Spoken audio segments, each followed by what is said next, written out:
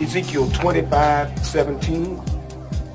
The path of the righteous man is beset on all sides by the iniquities of the selfish and the tyranny of evil men. Blessed is he who in the name of charity and goodwill shepherds the weak through the valley of darkness, for he is truly his brother's keeper and the finder of lost children. And I will strike down upon thee with great vengeance and furious anger those who attempt to poison and destroy my brothers. And you will know my name is the Lord when I lay my vengeance upon thee.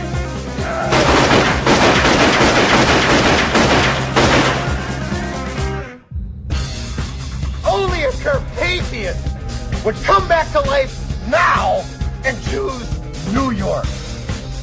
Tasty pick. Bonehead. We were every bit the first. We lived, we breathed, we sweat, we paid the price to be the best. Never been about the boys in the office.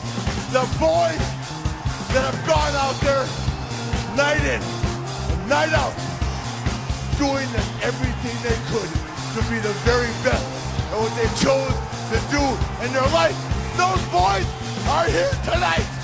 Well, I must have been away too long because my feelings are dead.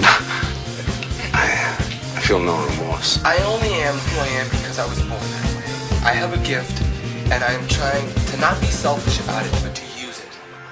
My job consists of basically masking my contempt for the assholes in charge. And at least once a day retiring to the men's room so I can jerk off while I fantasize about a life that doesn't so closely resemble hell. It's my house, and if you don't like it, get the fuck out. Grab a dog. I choke him, and I kick the shit out of him. And I all day long I put up a dog's ass. Bang up his ass. That's my pleasure. Go back to bed, America. Your government has figured out how it all transpired. Go back to bed, America. Your government is in control again.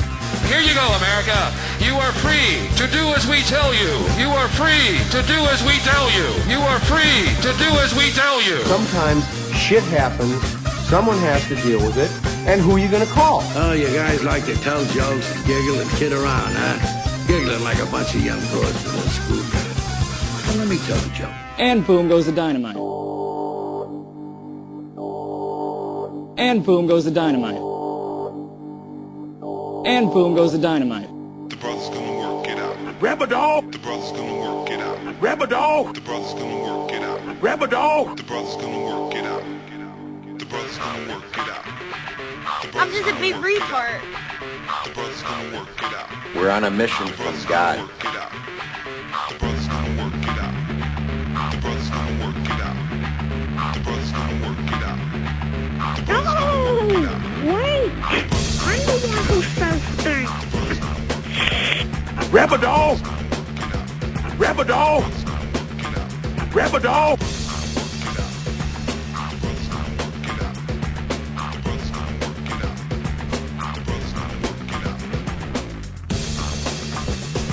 All right, buddies, it's the Ron and Fez show.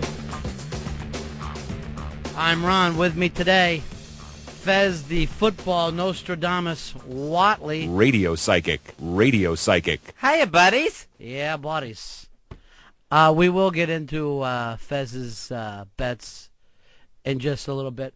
Earl, I got to tell you this. If you ever find out that O&A have a beautiful chick on earlier in the show, call me at home so I can rush in here in time. You know what it was? I need a new battery, so I didn't hear any of the show today.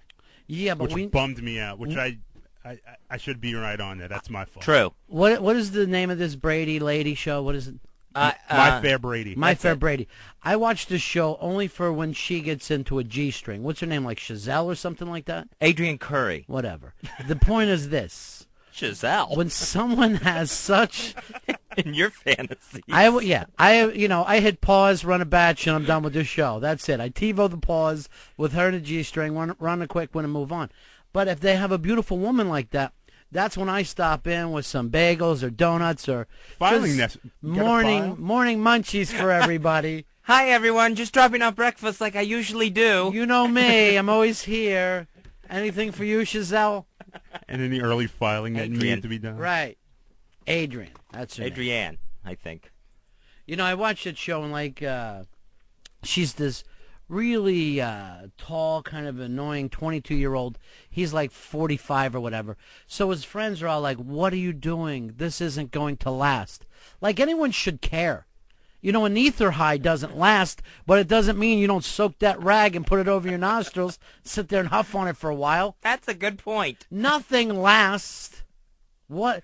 If you only did things that last, you wouldn't even eat. Forget about it. Everything I need to know in life I learned from huffing ether. The ether bunny.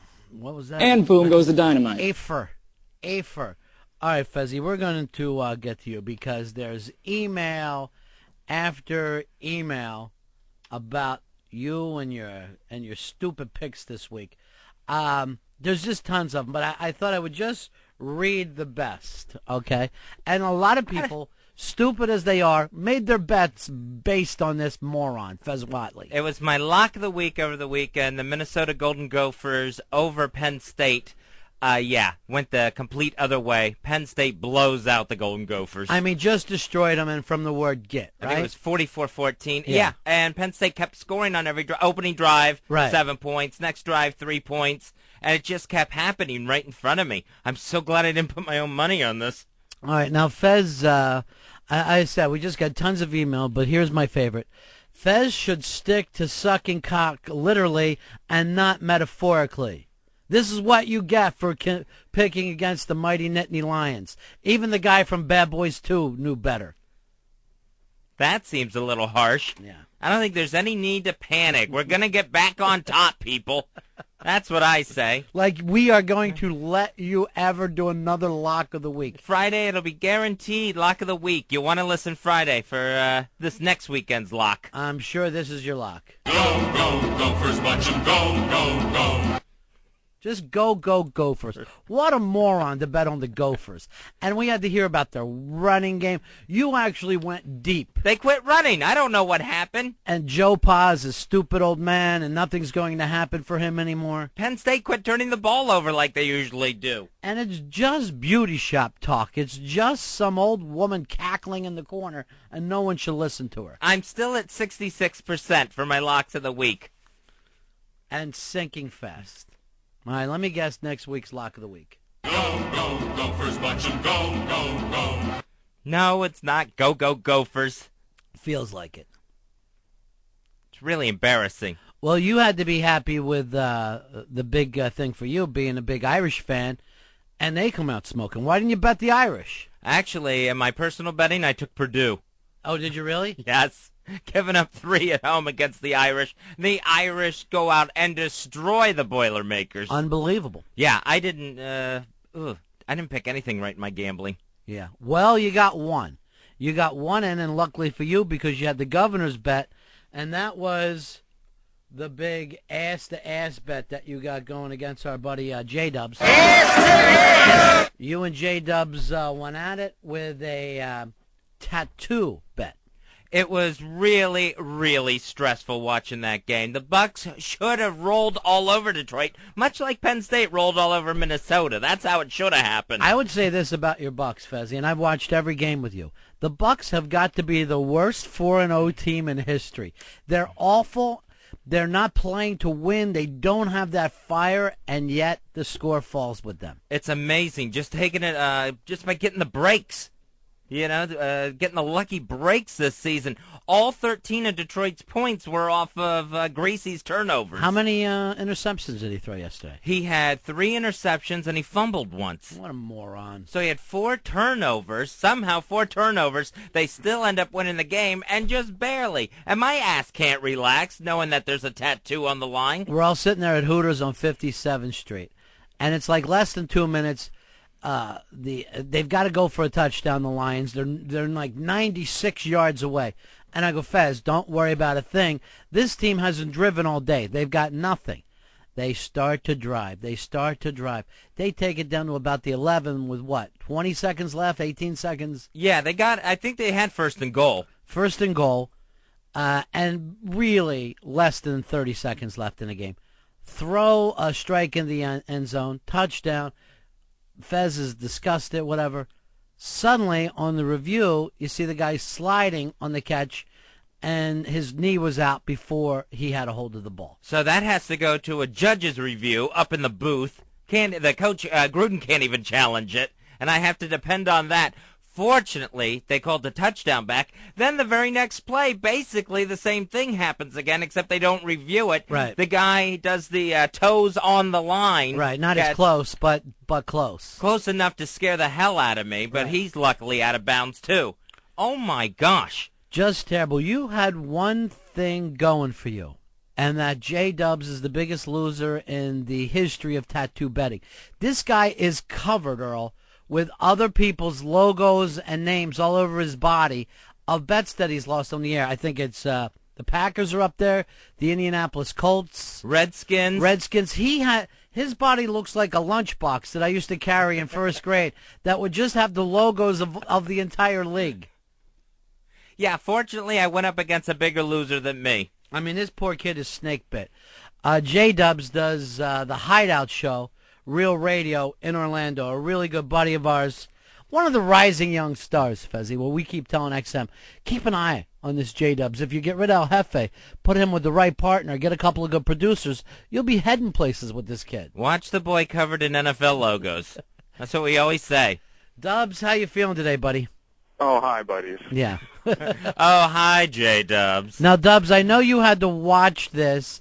Yeah. At the time that Fez is feeling sick, were you feeling like, I'm going to finally win a bet, or I'm so snake bit it's not going to happen for me? Yeah, like once I saw that and once I saw how close it was, I knew it was going to go to review. Right. And no matter what, there's no way they were going to uphold it. I mean, it looked to me like a judgment call. Right. But, I mean, I don't think Fez could have bitched either way if it would have been called in, and I can't bitch either way if it was reversed, which it was. No, I would have just had hate for my own team. Where were you watching? Yeah, because you deserve to lose. And actually, this team of yours that's 4-0 should be 1-3. Let's face it.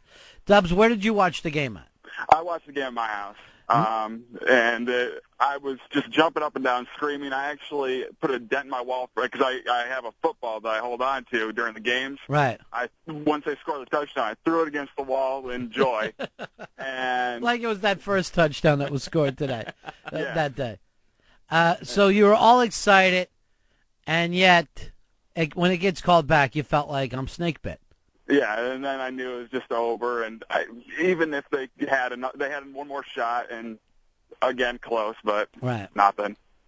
I'll tell you what. When they scored the touchdown and went ahead with 24 seconds left or whatever. Right. I just looked at Ronnie, and you usually never hear somebody say this to another person. I said, I have to get that ass tattoo. Right. He was almost crying and almost throwing up. Yeah, because I just couldn't believe it. Of course, I wasn't sitting down. My ass was already feeling tender. Right.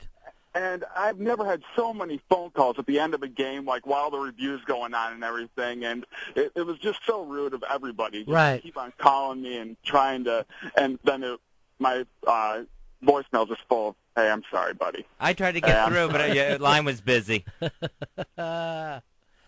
Dubs, I'm sorry. It's a.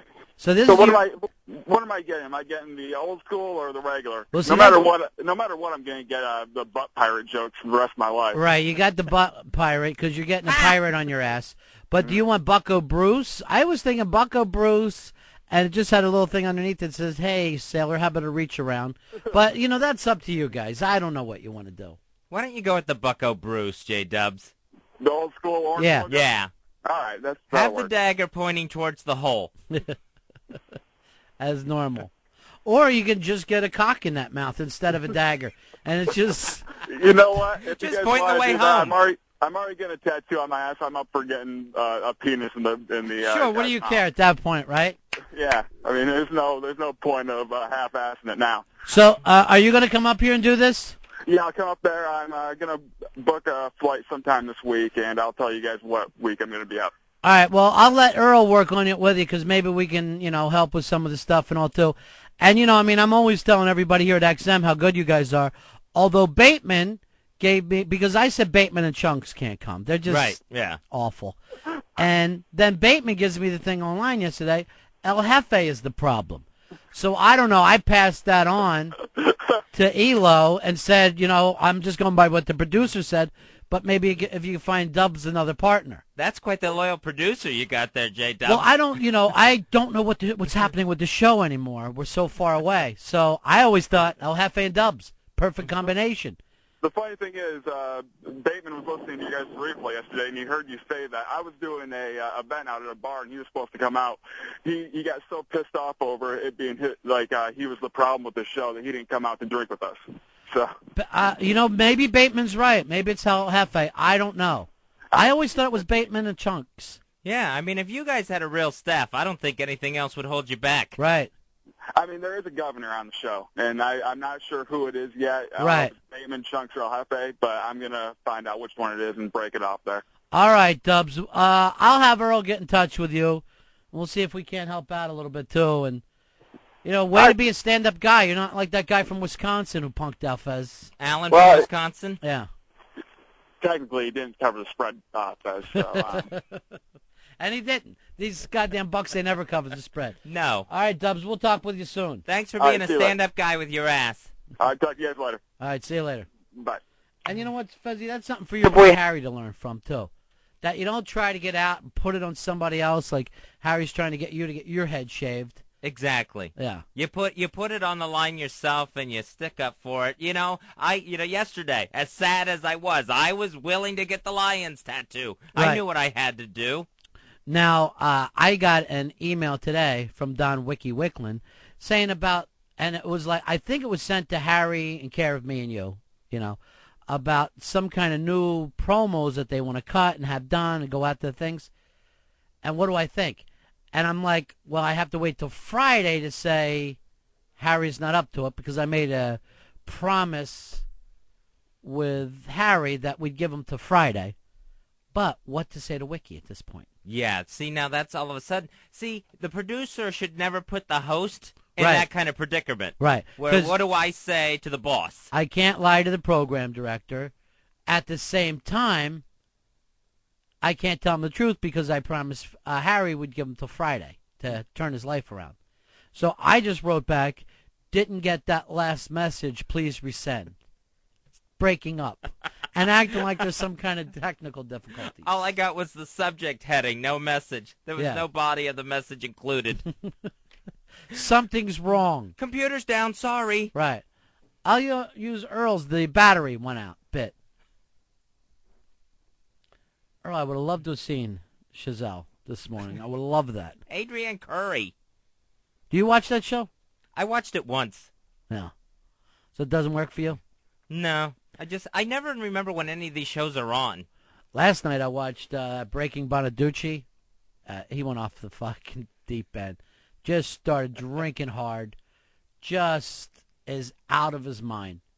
Out of his mind. The last one I saw on that was the steroids one. So he's really drunked up. He's crazy. He's going to kill somebody because, he thinks his wife's having an affair and she doesn't love him. And, he's just taking anything that happens and he's just really ripped and crazy-eyed, right? It's all the bad combos. Yeah, it's everything that you could, could go wrong is.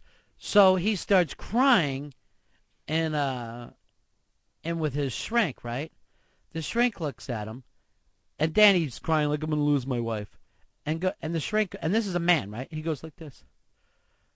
Oh, Danny. And goes over and starts hugging him. And I'm like, someone's going to have to be a fucking man in that room. Someone's going to have to butch up and say, this is the way we handle this, big dog. I don't know if I've ever had a therapist hug me, like in an official session. Yes, you have. Carol used to hug you all the time. Oh, okay. Don't you remember? I don't remember if that was like during work, during therapy work. Yeah, that was her thing. Constant hugger. Wouldn't stop hugging. Yeah, so that part's not. I mean, a shrink isn't going to do it, but a therapist will. You know, particularly if you're as fucked up as this poor kid is. The shrink's just writing the scripts. But there's no way that this guy should be crying along with you. One of you guys should try to have an even keel. One of you guys should keep it together. Andy, you're on Ron and Fez. Hey, boys. Long-time listener, big fan. Thanks. Listen, my brother owns a shop, and he would be more than glad to come down to the studio and do the tattoo there at the shop. Yeah, I don't know how we're going to do it or who Earl has lined up, and we'll have to figure out how we're going to get Dubs in and out. All right. I mean, Earl, we should at least try to get him a hotel room for doing this thing. Yeah, we can work all Or that. you could come down to my brother's shop, either one. Yeah, we'll just leave here. We'll leave the show, put some dead air on, and we'll drive all the way over to Jersey. It would be great. Yeah, I know. It's right there on the hillside. So. Oh, it would be perfect. Yeah. All right, thanks. All right, man. All right, let's stop the crazy talk, everybody. We can't. We do things here. We can't just drop by. Yeah. I know it's easier for you, but, you know, we also have to worry about the show. Fez, I think it probably would have been funnier radio if you would have been tattooed other than Dubs, somebody that the listeners don't know yet, but, you know, it still works for me. It's still an ass tattoo. And I thought for sure that when that touchdown got scored, my ass was gone. Why don't you, that I was getting tattooed. When he's getting his ass tattooed, why don't you just eat your lunch off of it? Keep it going that way. Hey, Chazelle, you're on Ron and Fez. Hey, buddy. Hey, buddy. I just want to let you know that is a real name that you were cracking jokes on. What's that? Chazelle. I don't remember cracking jokes. I just thought that was the girl's name. I'm cracking jokes, you know, just, you know, making fun, calling her a phony name, you know. And that is Junior. Chazelle Jr. Oh, okay. Nah. Long line of Chazelles. And I wanted to congratulate Fez. I'm probably the only Tampa Bay Buccaneers fan in the city of Chicago. How did you end up a Bucs fan up there? Can't stand the Bears. Yeah, he just hate him so much, huh? You got every right years to. old, never liked the Bears. You got every right to, my friend.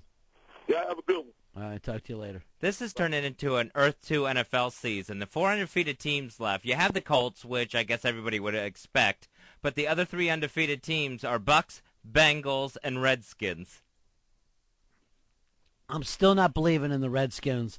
I'm still not believing in the Bucks, even though they should win again next week against the Jets. And then they play the Bears after that, and they probably should have another win. These ham and eggers could go 6-0. That's insane. That should not be happening. Earl, are you saying no to the Jets? I have faith in my team, even though they stunk up the joint yesterday. Ass on the line? Ass to ass tattoo bet? What, on the Jets? Are you insane? I stopped putting money on the Jets back in '81. How about Bulls the Bulls? I say this, though, Earl. Then you don't have an opinion. If you're not willing to put up the bet, your opinion doesn't matter at that point. Whether it's Brooks or Vinny. Is there a third option? I don't know. Maybe they can still sign Steve DeBerg or something. Vinny should be playing next week, right? I would think so. Vinny looked like he was ready to play yesterday. Right. He suited up on the sidelines, put him in. Couldn't have went any worse. No. Mighty 3 points. What did they come back? Vinny will be all pumped up. It's a home game for the Jets. Every Goomba from Long Island will cruise out to see him. And there's and then it becomes a big upset. They're beating the undefeated Mighty Bucks. It's Vinny Testaverde. I worry about him playing for the Jets against the Buccaneers. Vinny hurts the Bucks, no matter what uniform he's in. Whether it's a Buccaneer uniform or an opponent's uniform, Vinny hurts the Bucks. Now, actually, you were supposed to have a blowhard bet because he's the big Jets fan. I'm sure he's going to be staying low, though, Fez. I don't think you're going to hear a word from the blowhard for quite some time. No, he's going to save his cheesecake money this year. Yeah, right. He always bets me a cheesecake. And never wins. No, I swim in cheesecakes. I think I still have some frozen in my freezer. I'm starving right now. I'm out of my mind hungry right now. When I hear you bring up cheesecake, that's the last thing I need to hear. But with the ass bet, I think from now on, I'm just going to start respecting my ass. Maybe not putting it on the line never again. Put so no. I was so close. I can't imagine going through that again. You were so cocky because you came up with that. Yeah. You invented that bet, and Dubs, he wanted no part of it, but he just had to be a stand-up guy and do it. Now he's catching a fucking plane. And I just blurted it out. I'm just going to respect my ass. I'm going to wash it every day, treat it good. How about maybe get my ass to church once in a while? How about this Bateman selling out El Jefe? I can't believe that. Yeah. I mean, that's breaking a guy code, not even, more than a producer-host code. Well, I'm doing I'm trying to guard Harry right now with Don Wicklund. I don't know what to say. I do not know what to say. Yeah, you have to stall answering this email until Friday. You have to, avoid it. I have to do things like, I just saw Ronnie go downstairs in the elevator. Right. He just left. You just missed him. Yeah. I'll just leave a couple hats with you so you can act like, well, his hat's right there. He must be here somewhere. Didn't you pass him on the way in, Don? All right, let me check with Earl. Earl, how would you get out of this if you were me? Hide. I think you're doing it the right way. I shouldn't just tell him the truth? Kind of bobbing and weaving. And then Friday tell him the truth? Hide for 5 days straight. Or are you expecting Friday the kid makes a full turnaround? Wow, I can't predict that. That can't be my lock of the week. Yeah. I got a spy report. You're going to go with it? Yeah. All right, let's hear it. What do you got? Since J-Dub's is the big Detroit fan, the Tigers just fired Alan Trammell. Wow, Fezzy. You care? No. No, me neither. I got to tell you the truth, I don't. Larry Bowe's supposed to be on the show in about a half an hour. And we can tell him. We can act like we're giving it to him. He should go to Detroit. Any team should want Larry Bowe. There's not a team out there that wouldn't be better off. He might be a candidate. We might not. He's got to be a candidate for every job that comes up now, right? Yeah, absolutely. Particularly with teams that need that real baseball guy, that real guy that fire up a team. Yeah, as opposed to the guys that need people that don't know about baseball at all. Then we'll let Bush put somebody out there. Bush is actually, I don't even understand it, this woman up for the Supreme Court that he put up today. Yeah, Harriet Mears or Myers, I'm not sure how you pronounce the last name. Right. Never been a judge in her life.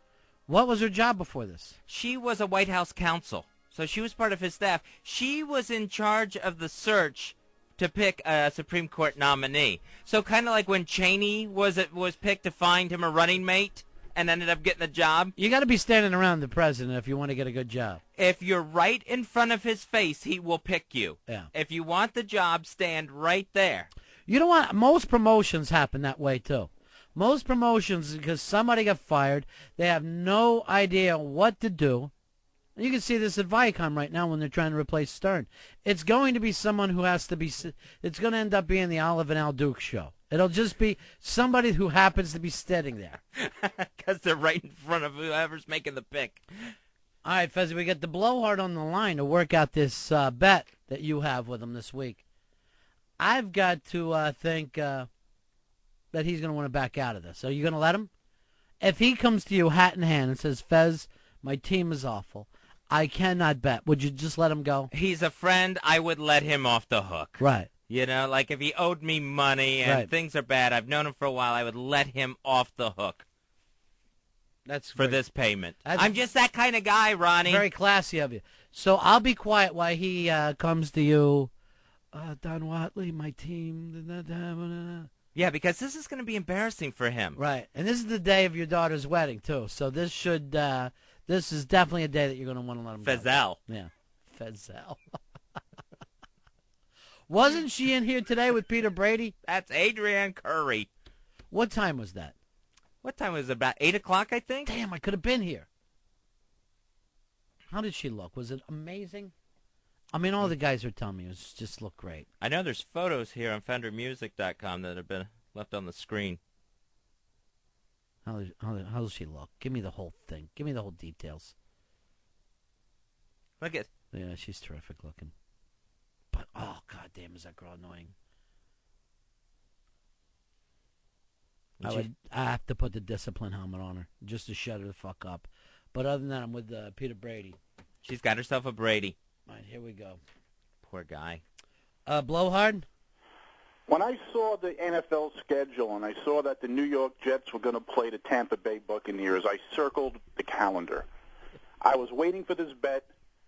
The bet is still on. What? I am not going to give up on my Jets because, first of all, we talked about this earlier. I'm not going to back out. Really? I am willing to bet Fez. Ass to ass? You know something, guys? If Pennington was still playing, if the Jets were at 100%, I would bet a kidney. That's how confident that when those guys come into the Giant Stadium. Why do these guys still have this belief in Pennington when he is made out of China? He is just the most fragile man I've ever... said it. I think they rushed him back. I think they should have started the season. Hindsight's 20/20, but I think Fiedler should have been the starting quarterback. This guy was throwing lollipops and balloons at the first game, and it was I wish awful. I had gone. It was horrible, but I will bet Fez. I am not going to give up. I still believe that any given Sunday, any team could beat a team, and I said it to you, Ron, from the beginning that I'm going to bet this game, and I'm not going to run away like some people who don't pay their bets, some dorky guy out in the Midwest. I will pay if I lose, but I will take my team. Sure, it's like betting on a three-legged horse in the Belmont Stakes. All right, but what is the bet now, Blowhard? Brooks Bollinger at 3 legs? Well, after yesterday's game, I mean, they didn't even let this guy throw the ball. I mean, it was pitiful. We got to hear stakes. What are you willing to put up? Stakes is not even a bad right, idea. well, you know, Hope it is. It's going to be anticlimactic compared to getting a tattoo on your ass. Right. I already have a crew cut, so I was just thinking something that Fez might like. All right, go ahead. Fez, do you have a Cadillac Williams jersey?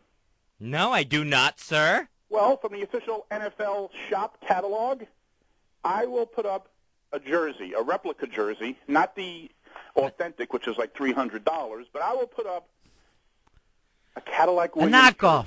You're going to put up a knockoff. Why don't you bet a Cadillac? He's going to buy it from some Chinese kid in Brooklyn that's making it in his garage. Big. I think I have the catalog in my hand. Where Cadillac is spelled with a K. Cataract. It's cataract. Hey, listen, come on, guys. You know, you got to have a little sympathy here. I'm going to stand up for my team.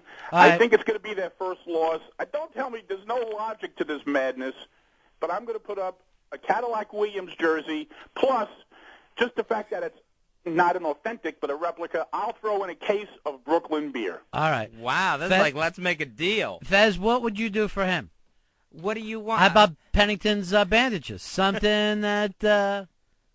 I would bet you a Bollinger jersey, but I don't think they exist. Yeah, isn't that pathetic? I mean, this guy was just... I mean, he tried. I'll take... You know what? What do you want? Item. As long as it comes in like 2XL, I'll definitely take a Pennington jersey from the same catalog. 2? 2XL? 2XL will be a tight fit, but I'll take it. As you know, I'm a husky fellow. I'm not going to be able to afford the mailing charges for this jersey. I'll take the official Jets tent. And since I don't drink, I mean, I don't care about beer. You can just get me a case. Why don't? Since it's for the Jets, why don't you get them the old Weeb Eubank sports coat that they're selling right now? Well, you know what? Instead of a jersey, Fez, in lieu of a jersey, they have the coach's sweater. Coach's sweater, Fez, might look nice. Really fashionable. All right, well, we'll come up with something like that, all right? And I'll throw in a case of Brooklyn beer. Yeah. Or if you want the usual Brooklyn Junior's cheesecake. I know you're probably still tired of eating that damn thing. Or the traditional frozen ice cream cake that you like to bring to Ronnie's house. All right, well, we'll come up with one of those, all right, Blowhard? But just remember, Ronnie, don't ever bring up this stuff about me laying low and me ducking it. I'm Because I'll shocked take that you my called. lumps. I'm just absolutely shocked that you called. My last Jet memory that makes my heart warm is Namath to Maynard. I mean, it's pathetic, but you know something? Yeah. I'm going to hang in there with the ship. I'm not bailing. All right, we'll talk to you later, Blowhard. All right, guys. Have a See you good later. day. All right, you got to come up with something for him. You do need a cataract jersey, Fez. That'll look nice on you. Buccaneers spelled with one C. Just a mess. Oriental numbers. Well, you know, it's done by 3-year-olds. That's the problem. Sweating it out in a shop somewhere in Asia. Hey, it's Crazy Jen. How you doing, Crazy Jen? Hey, Ronnie, how you doing? Okay, honey. Ronnie, I was thinking, right? Yeah. This is kind of a plea. I want to be producer of your show. I want to come work for you. I've been having just vivid dream after vivid dream at night about me working for you, about me doing a good job, about me banging stuff out. That is a dream. All right, here's what you got to understand, Crazy Jen. Last time it wasn't our choice. It was the XM choice. That was Don Wicklin came up with it.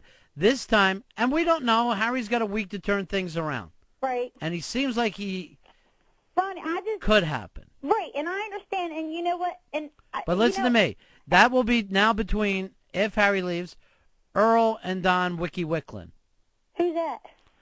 Who's Wiki Wicklin? He's the gentleman who called you before, remember? Oh, yeah, You yeah, had a nice yeah. conversation with. Yeah, but you know what, though? I was just, Ronnie, I was just so mad because I wanted a shot, and I had my hopes and dreams up. Well, you got a shot. Will he call me again? Because I got pissed off, and I hung up the number without getting the number. Well, you shouldn't get mad. Well, because, Ronnie, because you know what the thing is, though? I mean, this is out of all honesty. It's because I know I could do it. And I know I could get up there, and I know I can contribute. Are you going to have to explain that to them? Earl, would you be open to this idea? I'd be open to at least interviewing her, yeah. Right. And this doesn't mean that Harry won't make it happen. He's got 4 days now. Right. But you know what the thing is, The clock is though? ticking, though. Like, I don't understand. This is what I don't understand. I mean, Harry, I'm sure he's a nice guy, but he ain't funny, Ronnie. Right. I'm funny. I got personality. Ronnie, I got ideas. How to make, the show's already, it's already great, and Earl's doing a great job. But, Ronnie, I'll get out there, and, I'll work my ass off. Right, I know. Everybody says that coming in. No, You no, sound like Ronnie. Harry a month ago. No, it's the truth. You don't understand. See, I come from a different background. You act like we don't know you, Jeffreen. Fezzy, I kid you not. Why Jeffreen? You will see such a different side of me, Fezzy. Like, I'm the type of person where, Fezzy, I'll be sweating, and I'll be on it. I know, and it stinks. Hey, any ass pictures from this morning, Fez? Anything that she was leaning over? Or? Let me check back here. FoundryMusic.com, the pictures of Adrienne Curry. Let's see. There's some back shots, but nothing, I don't think, showing the ace. No. Harry's in. I would like to ask him if he thinks that Crazy Jen would be the person to replace him, but banned Fezzy from talking until at least after Friday. That's right. Yeah. Ask Earl. Earl, we've already asked. He said yeah, right? Yes, he says he is leaning that way. And we're waiting for Wickerton? Is that his name, Wiki? You're going to have to learn the man's name if you want him to hire you. Wickerton. Wicklin. And can I just give you another reason why I'm going to be good for the show? Yeah.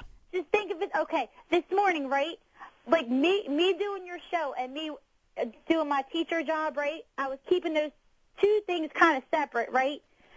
But this morning I walk in and I hear one of the kids going, "Hey, Crazy Jen!" Her parents picked up that it was me watching her on the show. Are these some of the clever anecdotes we can expect? I know, this isn't a good story, Jen. It's not a good story? No. Well, I got fans coming at the show at the end of my job at 5 o'clock wanting to meet me. I can't imagine you running loose around here. I hear why that's good for you. I don't know how it's good for us. Because I attract people. I attract people. People hear my voice and they want to listen to you. They say, "Oh, what's up?" I hear your voice and I want to actually stand in front of a bullet. I hear your voice and I assume there's been a prison break. You should ask your listeners too, because you know there's listeners out there that like me. If I leave it up to them, is that what you want to do? Yeah, leave it up to your listeners. Can you do that? 10 listeners, first 10 calls? Yeah. And if you get 60% of the first 10 calls, I'll come down and interview. yeah, we'll leave it up to you to be interviewed. No If way. not, you drop this and you never bring it up again. I promise. I will never. All right, 866 Ron Zero Fez, 866 Ron Zero Fez. If you want Crazy Jen on the show full time, Fezzy, she's willing to throw it out there to the listeners, which I got to say that's ballsy. And can I? I wouldn't even do that for myself. There's no way I'd do this. Because I don't trust people. Can I do a plea for myself real quick? Yeah, God, do your plea. This is just like on Big Brother. Why should you be allowed to stay in the house? Because this has been my dream for like years and years before I even met you, and I can to work on our show. But when I first heard you, Fezzy, in my car driving home from the Holiday Inn, just keeping me awake, I said, I want to meet these guys and I want to work for them. And I can contribute so much. I will give her this. I haven't heard this much passion out of Harry yet. Right. Harry does not seem like he wants to be here. She wants it. And, Earl, if you don't mind, she'll have to stay with you in Queens until she gets on her feet in the city. No problem at all. I think we can get her a hotel. Queens. That's a nice little Jewish neighborhood. Right, sure, because this is 1958. Yeah. A lot of Korean Jews. For real, Ronnie. I mean, I know New York. All right, yeah, I know you do, with all the Queens Limelight. reference. The Limelight, again, it's 1985.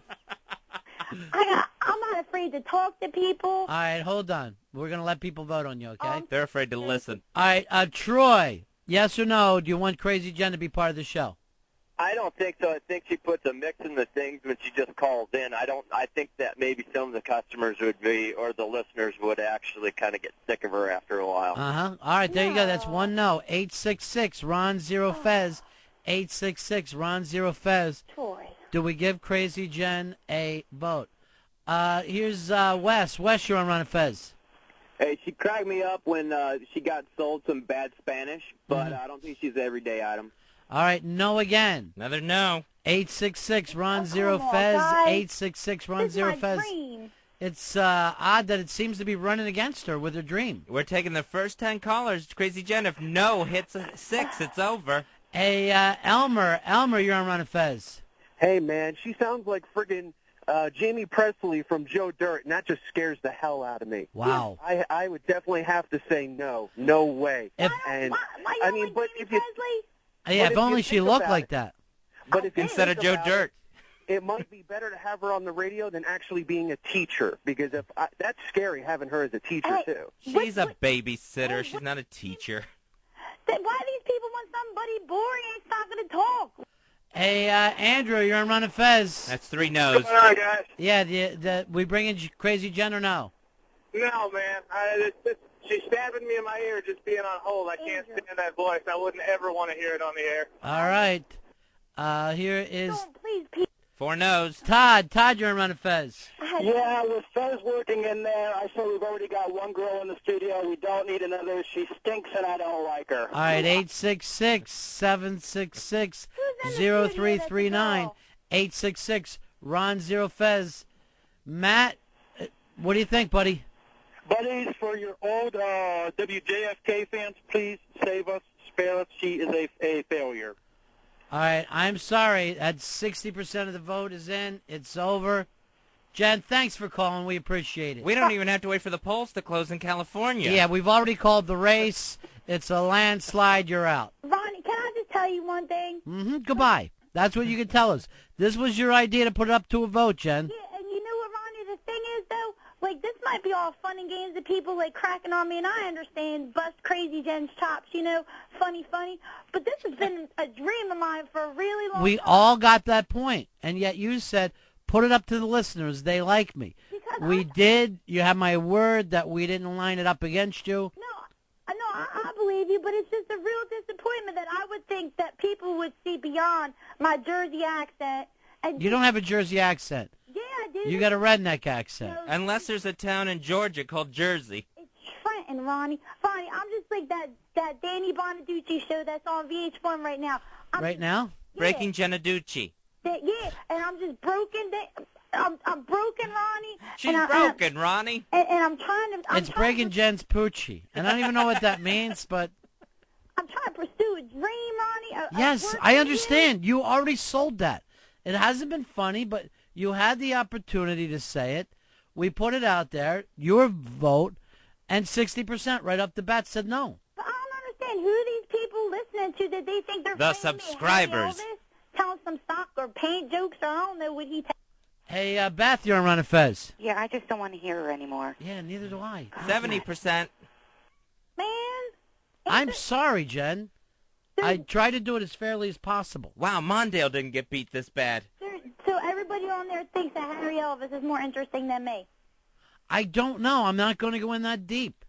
Well, I don't understand why. You had the opportunity to be interviewed, and yet you threw it out to the listeners. Because I thought these listeners had some good taste. I thought. Why? You never win anything, Jen. Why did you think you would win this time? Because, Ronnie, I had these vivid dreams of just being in your studio, me and Fezzy and you. And Hey, Kevin, you're on with Crazy Jen.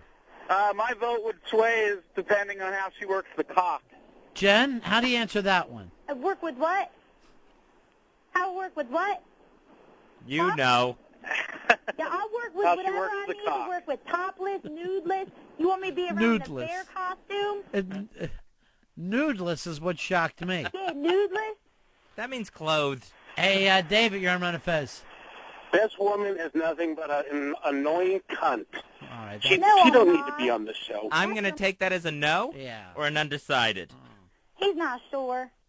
Jim, you're on Ron and Fez. Hey, guys, I would prefer the terrorist over Jen. She's nuts. Well, I could bring one of them, too. But We have one. But let me... Yeah, that's where we are right now. That's been our first problem. That's what's going to make the show good. Don't you want somebody nutty who's willing to put themselves out there? You You keep know? saying that, Jen, and how funny you are, but you're not saying anything funny. You're just pleading. It's Ronnie, coming across I desperate. know some funny stuff. I did stand-up comedy or open mic comedy. I did in Baltimore, and they were laughing. And I did in D.C. Ronnie, imagine if I did it in New York City. I'd be like world famous. And people would be like, yeah, I talked to Crazy Jen when she was a nobody. I don't know how your mini Pearl act would go over in the city. No, but I know I don't have a mini Pearl act. I think it's funny that she always has that price tag on her hat when she comes out. Howdy. All right, Jen, we tried. You failed, and I'm sorry, okay? We gotta think of another way to get me in there, because I'm telling you, these listeners, if they would give me a chance, they would accept me in their world. All right, thank you, Jen. Wow, that's desperate. That's just desperate. It's really, really sad. Disgusting almost. Hey, Fezzy, RonFez.net has some stuff up right now that you and I signed. Oh, that's right. They got some posters, different sizes that Fluffernutter did. Some of his animations on poster. It's posters. All the money is going to go to the Hurricane Relief Fund. We probably should have all this stuff lined up, but I believe you go to RonFez.net to check out the poster.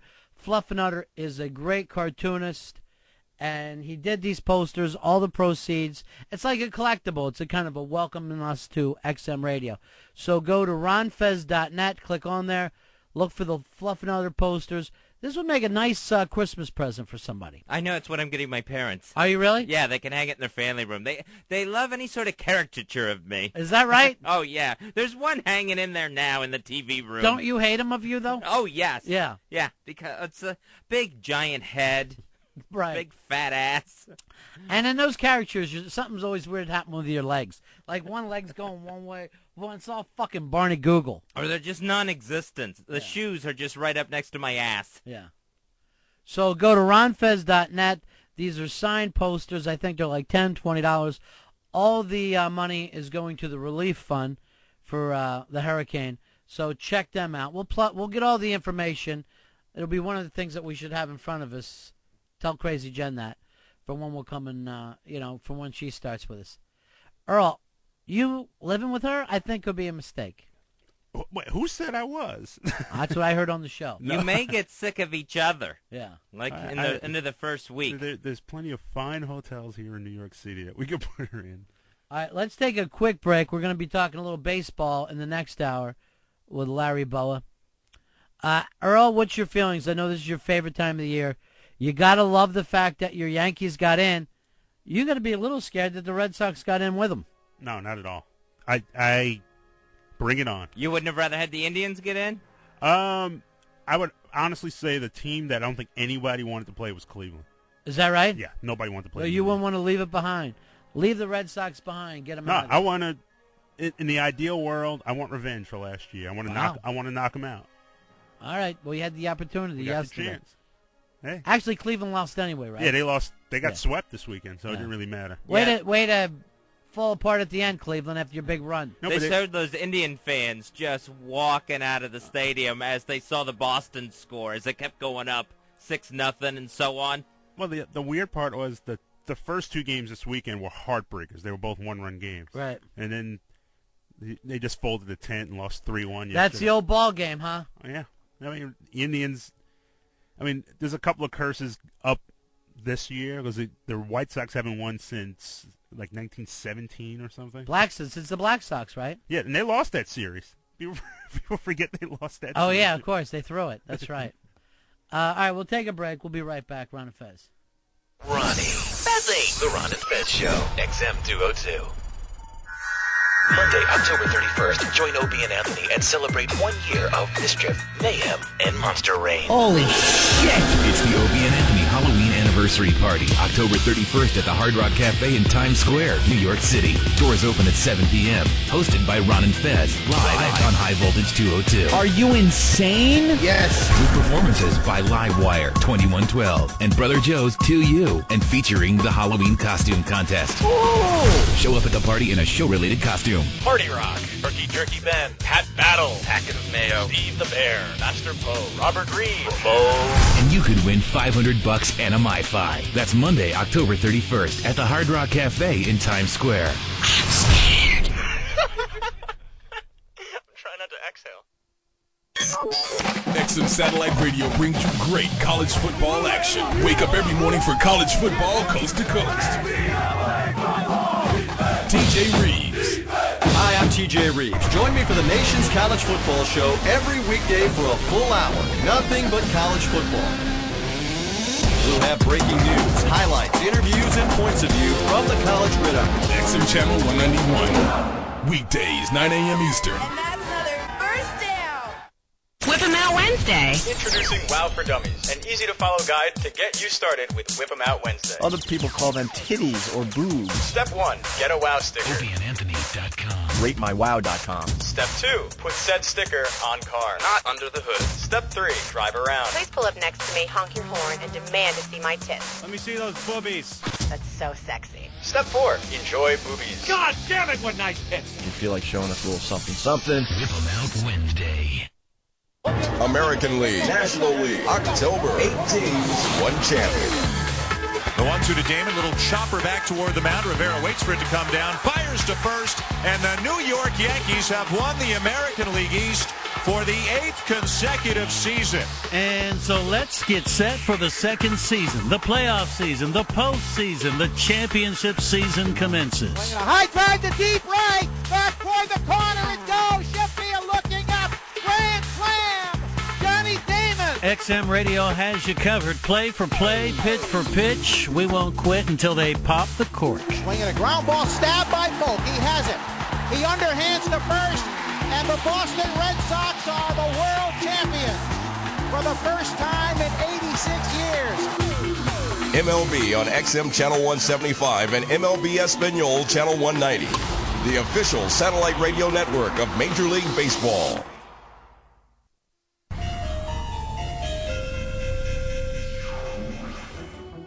Hi, we're XM satellite radio personalities Ron and Fez. We hope you're enjoying the wide variety of programming that XM Satellite Radio provides. But XM isn't done yet, and we'd like to give you a sneak listen at some of the exciting new channels coming soon to XM Satellite Radio. Plenty of more reasons why XM Satellite Radio is out of this world. It all starts with our new channel, Rover. Nothing but songs about dogs for the dog lover in you.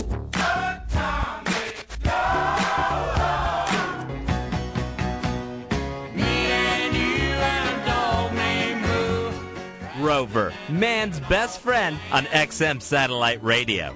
Next, if you like the Boneyard, you'll love the Barnyard, where you'll hear the very best in animal noises, including cows and goats. And we may even talk a little turkey.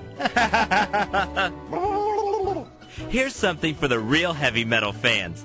Our new channel, Fender Bender. It's all car crashes, from classics like the slow-speed Model T-Rex to today's airbag-popping head-on collisions. Then end your day with XM's new channel from America's oldest teenager on Dick Clark's Nap.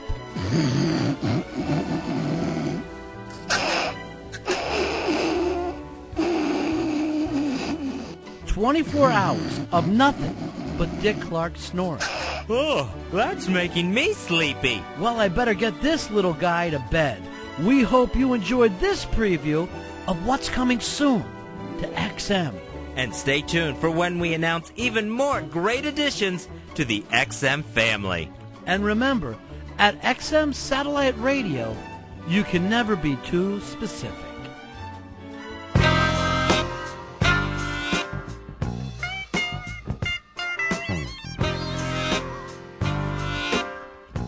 I'm a dumb, southern, Jersey, mullet-wearing retard.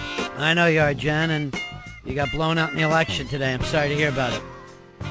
100% of the vote taken. No one wanted Crazy Jen to be added to the Ron and Fez show. I think I went through everybody in this place to find out what Giselle looked like today, so I really can't even have the conversations anymore. It's Adrienne Curry. Jade's Peter Brady. Doesn't Adrienne Curry do the news for the Today Show? That's Ann Curry. Well, don't even bother waking me up if she comes in. Ann Curry's here. I told you not to wake me. Oh, how was Ann Curry looking? Tired. Tell me again how Ann Curry was looking. Haggard. Why was she asking if that duck was still alive? She's hungry. All right, Ron and Fez Show, 866-RON-0-FEZ, 866-RON-0-FEZ. If you need the emails, it's ronandfez@AOL.com, ronandfez@AOL.com. Hey, Jay in the American Wait, hold on with this thing. So bizarre. Jay, you're on the Ron and Fez Show. How you doing, buddy? What up? Hey, buddy. I got a question for Earl. Yeah, go ahead. Since he knows a lot about baseball. Earl's the basically the baseball junkie of the show. First of all, congratulations to you all for getting on to XM. Yeah. And also to Earl for going from what you want on this wall to producing your show. If you understand that. Mm-hmm. But anyway. Yes, we get the whole thing. It's all real funny stuff. We're going to slow down from laughing and then hop back in with you. Hilarious. Yeah. How did Cleveland affect the Yankees winning the division title? They didn't affect them winning the title at all. Well, to a degree, by losing. They could have pretty much they could have bumped Boston out had they won a game over the weekend, and they also could have forced a one-game playoff, which obviously didn't happen because they lost yesterday, and the Red Sox won. Earl, I went over this time and time again. Mikey Boy just emailed me. Those posters don't even go on sale till noon today at eBay. So anybody trying to do it now. So I asked Harry this so many times about when we plug it, will it be time? Where is it going to be plugged at? Could you just talk to him for me? Yeah, sure. I don't want to say things on the air that aren't true or don't make sense. I wish Harry would leave it to the callers. No, I'll take the hit on that one. I should have been more on that. You know, it's very kind of you. But I know who I was emailing back and forth. And I even got into a thing about it today, asking. All right, thank you, Mikey Boy. Now, Fezzy, I forgot this. You were supposed to have a new friend who was going to be the new Kathleen in your life that you could hang around with over the weekend. And that was going to be Eastside Dave. You went out with him to see the game Saturday night. How did it go for you? Well, you know, it all started out nice. Eastside Dave and me were going to watch the Notre Dame-Purdue game at a bar on the east side, McFadden's on 2nd Avenue. Right. It all starts out nice and normal enough. You know, everyone's excited about the game. It starts. Notre Dame's running up the score. Everyone's cheering. We're having beers. Right. And Eastside Dave, who can be a drunk nut at times, is actually maintaining. He's in control. All right, so it's working out great. Until halftime. For some reason, that bar was really, really crowded. And then at halftime, the influx of people just doubled. I mean, all of a sudden, it got super crowded. Wait, an Irish bar, Notre Dame game in prime time, and we're shocked that it's a crowd.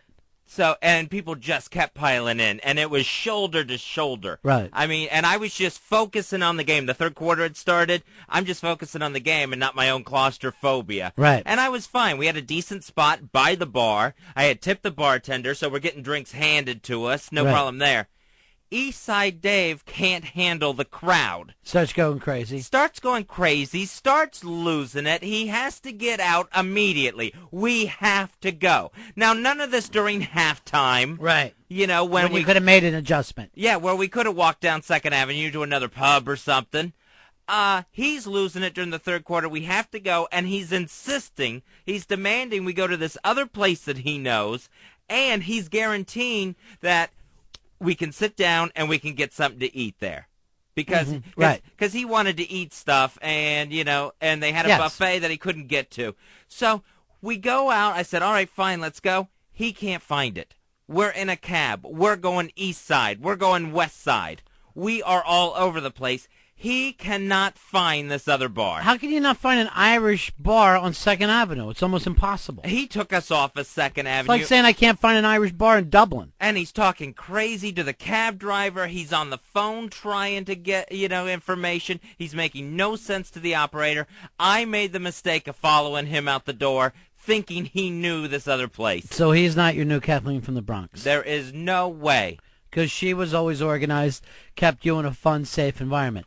Now, Mikey Boy tagging along as the new KOP. How did that work out? Third wheel for Mikey Boy. Mikey Boy, I was glad to have him there because I thought he would be a calming influence. Right. But no, it just, like the Pied Piper that Eastside Dave is, Mikey Boy just fell right along in line. There was no, I'm going to put a stop to this. I mean, we did eventually end up going in a bar when Mikey Boy said he wasn't walking anymore. Irish bar? No, it was some sort of Southern cuisine bar where they were serving cheese grits and stuff. All right, so that would have been great if you're watching, you know, the Alabama game, something along those lines, but doesn't exactly lock in. So it was a good time up until halftime. Then Eastside Dave, of course, had to go nuts, and it was over. And I look over, Ronnie, and Eastside Dave, he has a stain on his shirt pocket, kind of like a greasy stain. I'm thinking, wow, that's a really big stain, you know, for just dripping stuff on you. What was it? It was a chicken wing that he had put in his pocket to save for later. That is low rent. A crazy, disgusting, gross, greasy chicken wing he had slipped in the front pocket. All right, we're going to talk a little baseball now with Larry Boa. My mind, Earl, maybe the best baseball mind in America. He's right up there. And one of the greatest shortstops ever played a game, actually. Well, you don't have to tell me about it. I'm from Philadelphia. Had the opportunity to go to Dream Week when we did the Ron and Ron show in Clearwater, you know, and listen to Larry Boa talk baseball and going out there and playing against him in the coaches' game. Nothing better. Just absolutely, in my mind, should be in the Baseball Hall of Fame. And any managing job that comes up, Larry Boa is going to have a phone call as soon as it comes up, because to me he's number one for everything. He's on the phone right now to talk the playoffs a little bit. Of course, what Earl cares about is his Yankees because he's a homer, but we'll leave it up to Larry to tell us what he sees out there.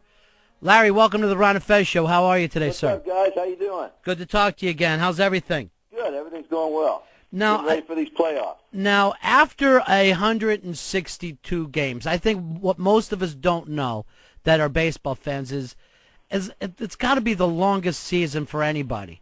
You're beat up, you're physically exhausted, mentally exhausted.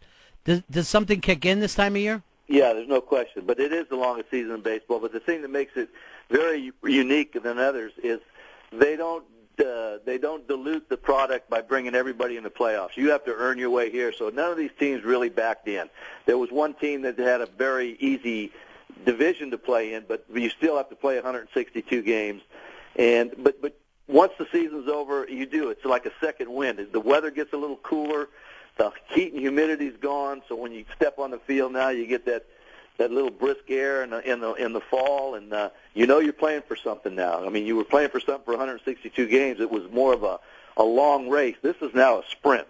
And when you coach, do you just see every once in a while the entire team hits the wall? Oh yeah, there's no question. A mental thing. It's a mental thing, and then at times it can become physical because you play, maybe you're home for 10 days and you're in the humidity, and maybe in those 10 days you got 5-day games, and then you have day games after night games. That wears you out. It really does. And if you're not physically ready to handle that, it can get you into a slump, not because of your physical skills, but because your body just can't handle it sometimes. So that's why it's important to give guys days off.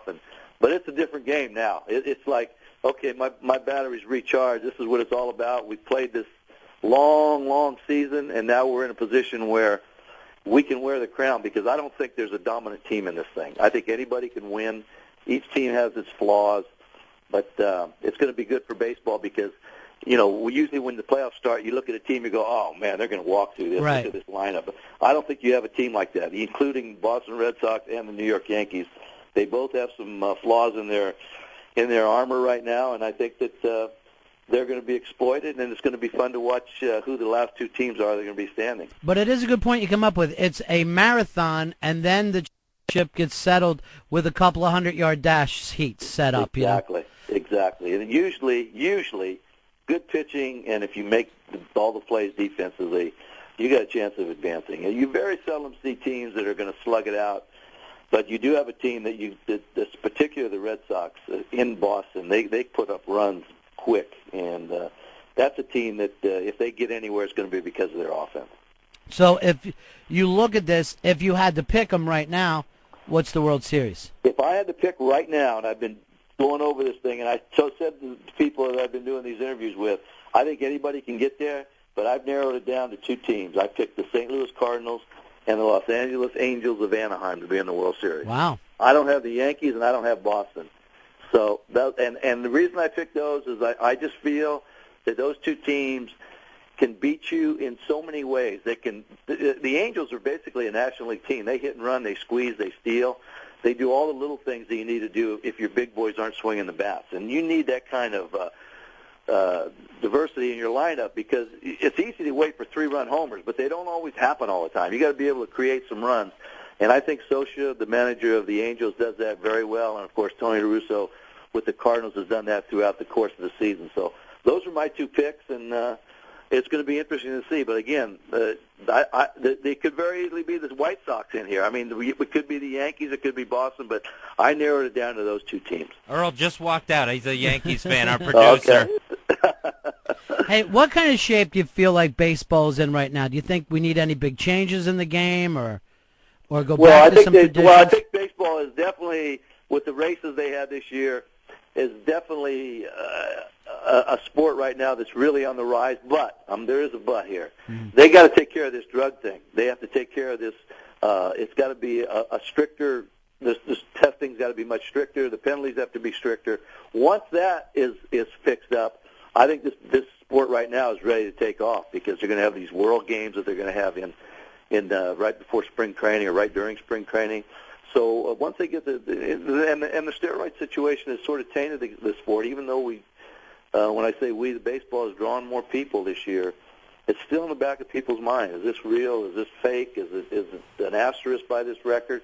So until they get stricter steroid policies and the suspensions instead of 10 games, which to me is a slap on the wrist, you go 50 or 60 the first time, then you go 100 the second time, and the third time you're done. I think you're going to get people's attention, and I think you're going to clean up the sport a lot quicker than it's going to be cleaned up. But as a guy who's been around the sport your entire life, you started to know pretty early on, I suppose, that something was wrong, right? Well, numbers just don't go up like that. Right. And body changes.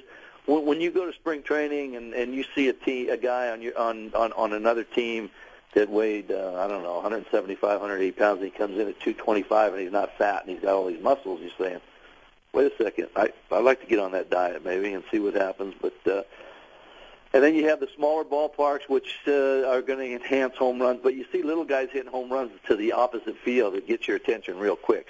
Big hitters, home run hitters are going to hit home runs. It doesn't matter what kind of park you play in. It's when you see the little guys that are hitting balls the other way and you're going, whoa, wait a second. That can't happen. Something's not adding up here. So, it's a combination of things. And there's no question. Players are bigger and stronger, faster and better right now. There's no question. I mean, they got everything going. They got trainers. They got supplements that are legal. They're on diets that they watch. So, I mean, the conditions for them to be better and faster and stronger are there. But to go over the limit like some have or some have been accused of, we got to straighten that out. And, you always liked that National League style of baseball, the hit and run, the bunt and stuff. Who out there playing right now is a real Larry Boa ball player? Somebody you like? See, the guy that I like, and he does everything probably average, but he's got a heart as big as Texas, is Eckstein for the Cardinals, the shortstop. This Right. guy gets everything out of his ability.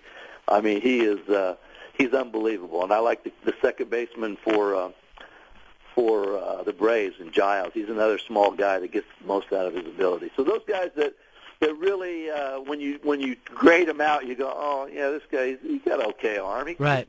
average speed. But what both those guys know how to do, they know how to win, and that's what it's all about. There's something about winning. It's something about an attitude. It's a never quit attitude, and those two guys stand out in my mind that have gotten the most out of their ability. And when they take that uniform off every game, I don't think they can say, God, I wish I'd have done that. They do everything in their power to try to get their team to score more runs than the other team, and that's important in baseball. All right, Larry, it's great to talk to you, and we'll check back in with you as this thing moves along a little farther. All right, sounds good, guys. All right, take care, my friend. Okay, you have a good day. All right, see you. Larry Bow, you can hear him on Major League Baseball this morning. That's weekday, 6 to 9 a.m. in the East on XM Channel 175. And there's nobody else I'd rather hear talk about baseball. I mean, the guy just knows the game. I don't know if he knows anything outside of baseball. I've never heard him talk about anything. Like, I don't know whether he watches TV or has seen any movies. There's certain guys like that hang around baseball that are just that way, that they literally think about baseball all the time, and I think that he's one of them. Just not going to see him in a museum. No, it just doesn't. Nothing There's else nothing matters. there. Nothing else matters to him. Just really thinking about the game. Well, Fez, this is awkward. The guy that you fired as your new best friend is on the line. Eastside Dave. Hey, Dave. Buddies. Buddies. Mr. W, come on, one more shot? No, you stink. How about that, Mr. W? We saw a great first half. Yes, I missed the second half because of you. Couple decisions went into my decision-making facility progress. And when someone's supposed to be someone's wingman, it doesn't mean they actually have a chicken wing in their front pocket. That was a problem. We do not hide food in our pockets. Wolves. That attracts wolves and bears. First of all, I would have never made the decision had it not been a complete blowout, right? Then it became like India in there. I couldn't see my own hands. Yeah, that's... I mean, Fez, you can't help it if a guy's going to have a phobic response. I got to back up your new best friend on that one. Phobic response. Ronnie, this wasn't just like a packed sports bar. This was like the convention center in Nolens. Okay. And okay. It's all I started think there to turn was a ugly. rape. Yeah, there was a rape or two. Things turn ugly. Of course. And the toilets quit working. Yeah, human waste is everywhere. It's just a terrible situation in a sports And bar. I've already done something, Mr. W, just for us. Yeah. What's that? And for a few more people. For the USC game, I've reserved a table. Remember we wanted a table? We got a table. I threw it around. I said, I know. "Come I on." sent you to get a table and forget it. I had to stand up through the first half. Yeah, but do you even want to be back there if it's going to be that packed? I have the feeling if you're sitting at a table and everyone else is standing, you're not going to be able to see the TVs. No. That table, there's in the table room, there's a humongous big screen TV. The table room. Most people call it a dining room, you knucklehead.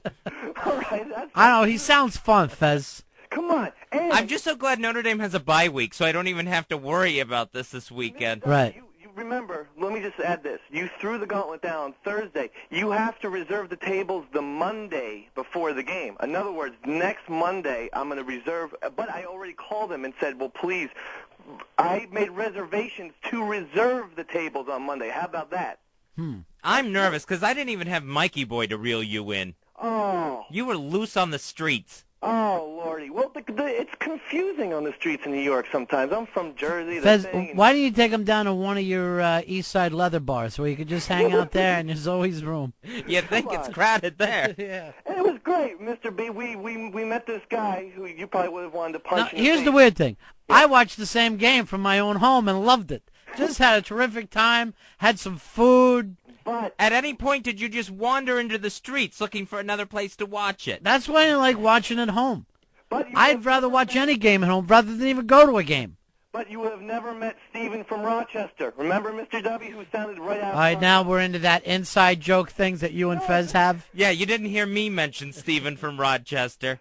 Guy who was really into the Irish. Yeah, he sounded right out of Fargo, and I could only think Mr. W would want to punch All right, this Fez, guy in will the you give face. him Gotta one? love Charlie Weiss. Would you give him one more chance? Give me one more, please. I begs of you. I got the USC. I got the reservations to reserve them on Monday. But here's something else. The reservations to make a reserve. Yes. Yeah, I don't even know about that. I don't understand that What at all. about this? Basically, we're getting a table on for the USC game. That's guaranteed. If that doesn't happen, don't even walk in the place. Walk around. Say, Eastside, did you get a table? And then if I say no, you slap me in the face and say I'm going home. What I like about you two together, Fez, is it sounds like one of these black guy, white guy buddy flicks, the cop and the criminal, out together. I like the idea of you running around with a black guy everywhere. Mr. W. The palest black guy ever. He's not black? No. Oh, I thought when I heard the chicken wing was like he took the chicken wing to go. Run. White people are so scared of black people. I feel so embarrassed now. White people are so scared of black people. That's a double. There was actually something about Fez that, like, everyone wanted to talk to him. Like, every stranger was like, he had a nice shirt on. He looked like he could have almost went into Notre Dame. He had a Notre Dame hat, and everyone was what about like, that other restaurant I told you about that's an alumni restaurant? Yeah, I'm trying to think. The Lions something or other. I sent it to you. Do you still got it? Yeah, I still got that link. I'll forward that to you, Eastside. You can always do that. Oh, yeah. Oh, yes. So does that mean we're in? Mr. Yes, of course you're in. You get one more try, and if Notre Dame loses to Southern Cal, you are out. And now here's the thing. You've got you've got 2 weeks. If I was you, I'd go see Kathleen from the Bronx, shadow her, train with her for a couple of weeks. Excellent. Good idea. Because I can't be walking through I was exhausted. I finally just quit. I tapped out on a sidewalk. I understand. And said, I am going home. I'm not talking to you or walking around anymore, Dave. All right, what happened, Fez? I mean, it's not easy to make a new best friend. It's not easy at all. It's a work in progress. This will take time. There you go. Here's Ernie. Ernie, you're on Ron and Fez. Ernie. Yeah. How you doing, buddy? Pretty good. What can we do for you? I called in and he's still looking for a friend. I got a perfect guy for me. He's almost the same as Fez. I mean, the way y'all describe Fez, he's just like Fez. Ah, I see. I'm always trying to hook him up with people that I think are like Fez as well. Notre Dame fans? Yeah, more or less, sure. People with similar interests. Yeah, well, he's got similar interests. He'd be glad to service him while he was doing it, but he's funny looking. He's about 300-pound, red-haired, Howdy Doody look guy. He's a catcher, not a pitcher. Well, I think it sounds great, Ernie. But you're quite the salesman. Keep them for yourself. All right, 866-RON-0-FEZ, 866-RON-0-FEZ. Also, Fezzy, some chances to listen to the show. I mean, talk to other people who are listening to the show. Yeah, if you want to check out ronfez.net, also talkradiofans.com, and posttours.net. These have listening threads during the show where people that go there chat about the show a little bit. And maybe they would all be interested in this new Fluffernutter thing. Maybe they would put links on each places for the Fluffernutter eBay. Yeah, so that starts, it started about almost 20 minutes ago. Right. Where it's Fluffernutter. He has these cartoon posters of Ron and Fez, and they are up for auctions. He's got 2 different sizes. They're signed posters, Ron and Fez. They're really kind of adorable. The guy's a great cartoonist. These are limited editions that you can pick up. So if this XM show goes off, Fezzy, I think these things are going to be worth big money one day on one of those Roadside America shows that they run on PBS. I have this, and it's in a frame. So go to ronfez.net. Click on, I guess, on the Fluffernutter post. That'll take you right to eBay, and you're able to pick it up. I think they're like $10, $20. None of the money is going to us. None of the money is going to Fluffernutter. It's all going to victims of the last couple of hurricanes. And Fluffernutter, great guy. Here's John. John, you're on the Ron and Fez show. How you doing, buddy? Hello? Yeah, how are you? Good. I was just wondering if Fez is gay. You know what? I was going to ask you about that, but apparently, Fez, and this came in by email, it said, what happened with Fez?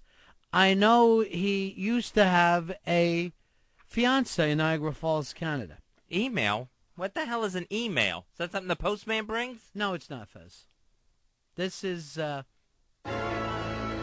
now, Ron and Fez, the show of the future, brings you... Electronic mail. Mail sent electronically.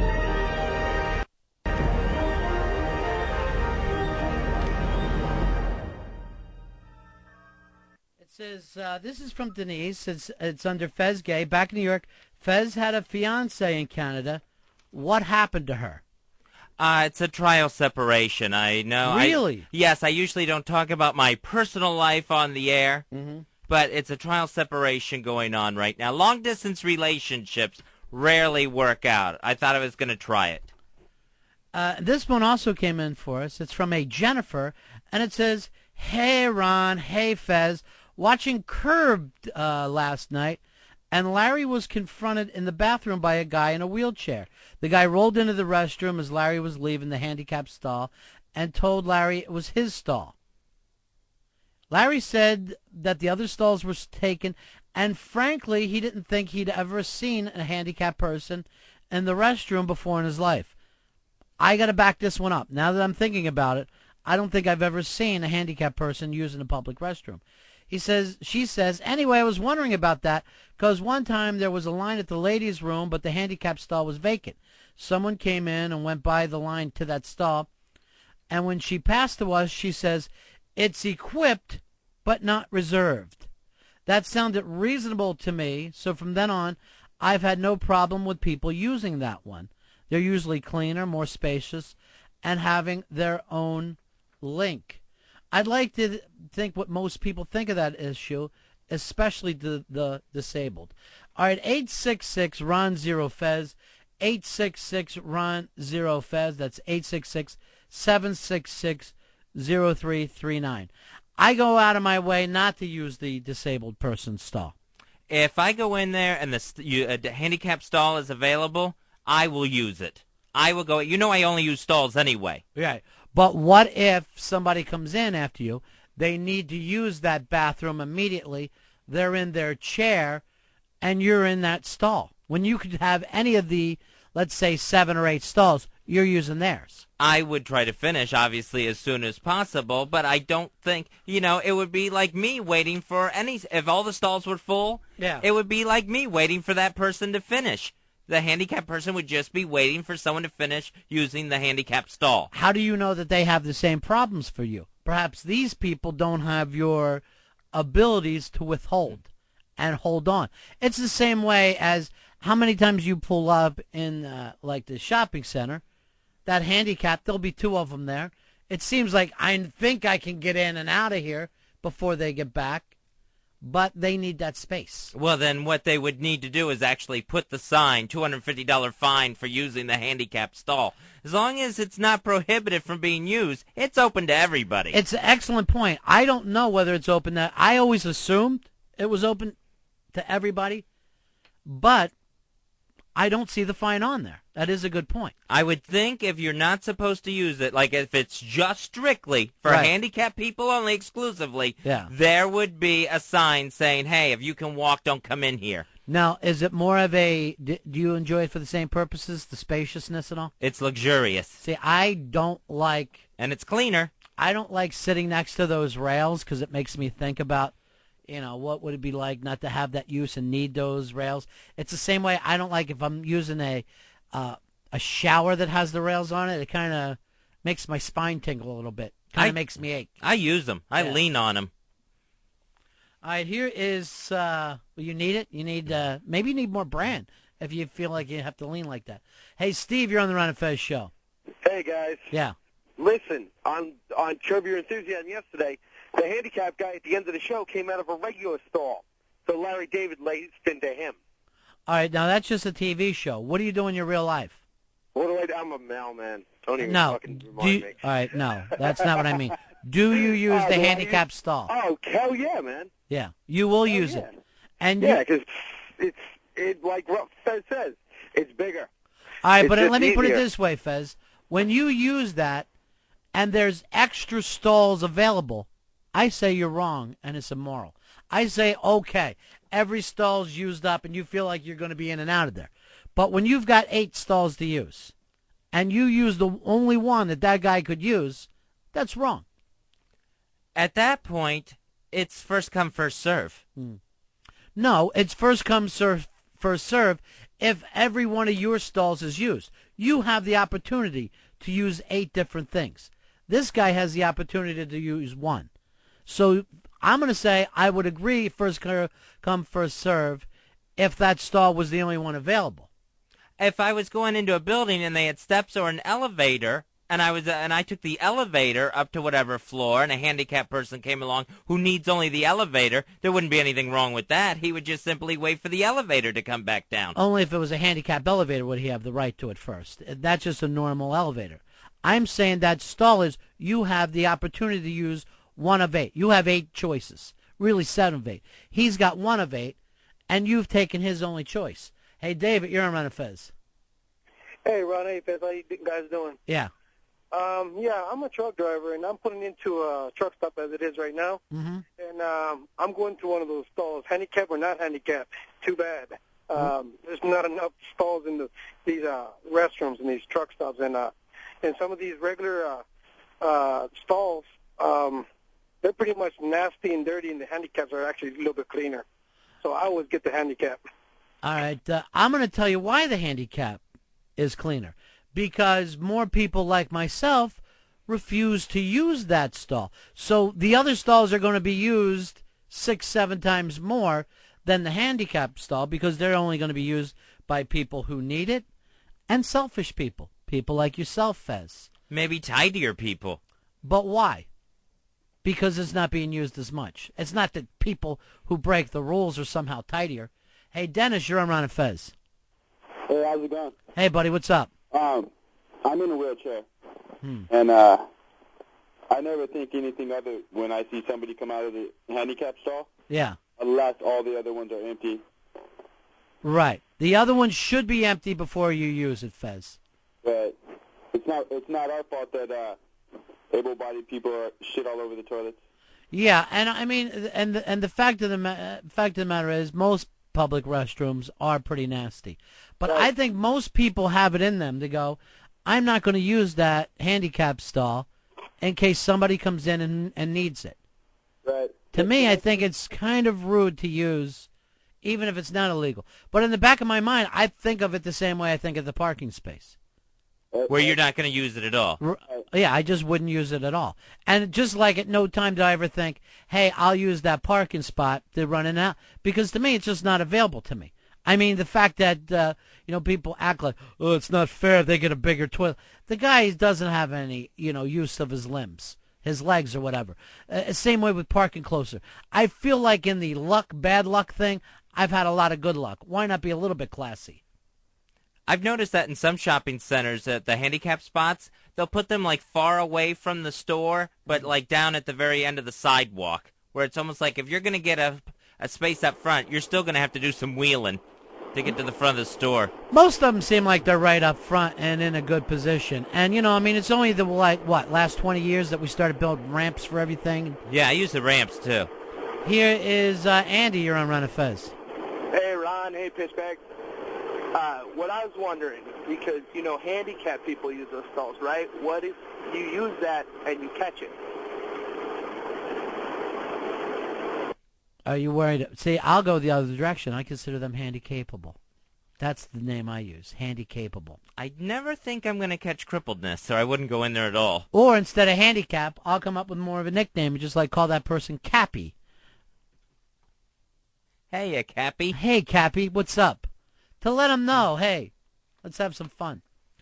T.O., you're on Ron and Fez.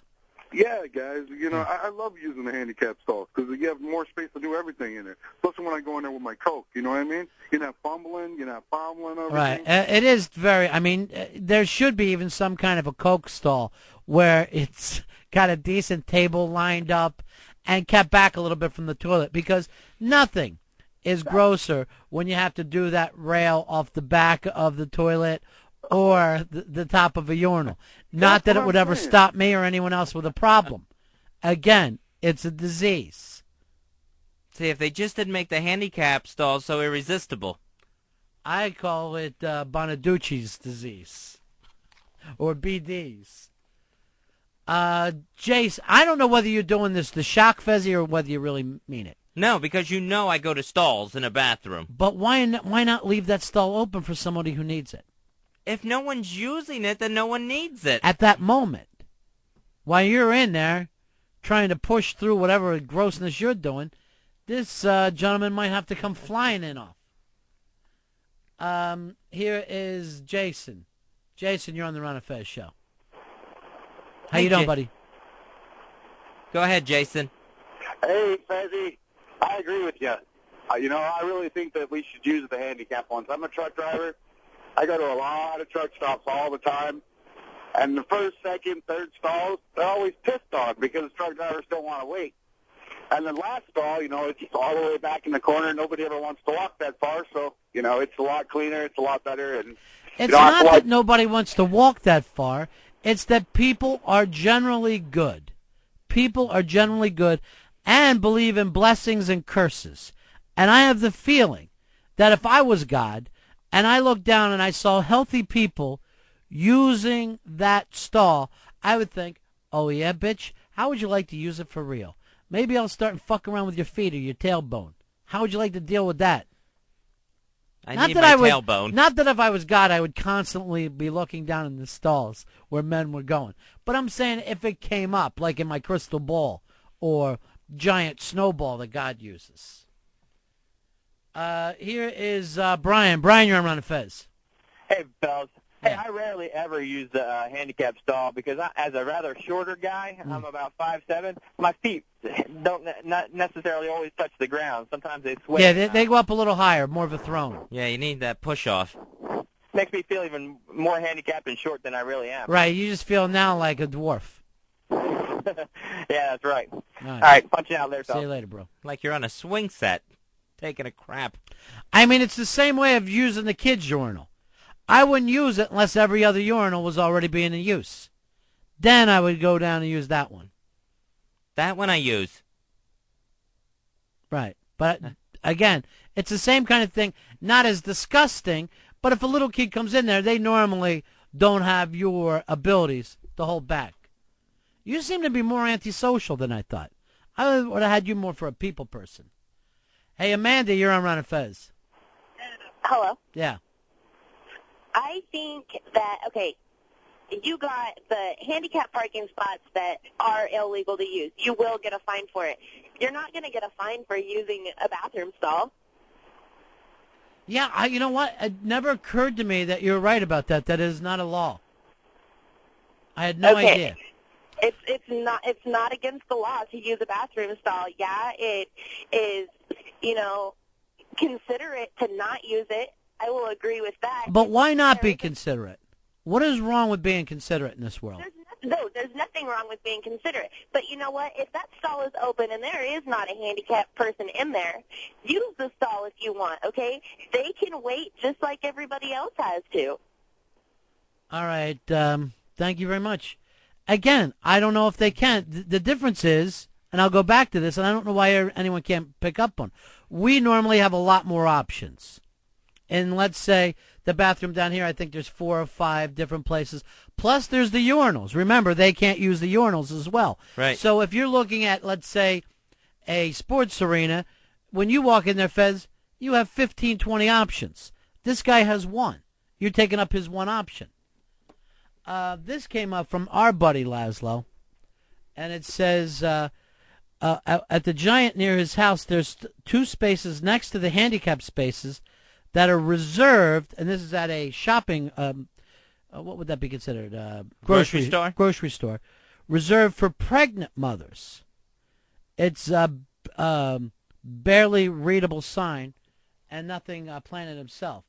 So I don't think that one is a law, but it's maybe something that maybe the store thinks is a good idea. Yeah, they know the pregnant moms are going to be in there doing their shopping. They want to accommodate them. That is a consideration one. Have you seen those before? I've never have. Yeah, I've seen them like at malls and supermarkets, both. I never seen any of those. And it's right. The sign isn't very clear. You have to get up on it and read it to see. I just assumed it was another handicap spot.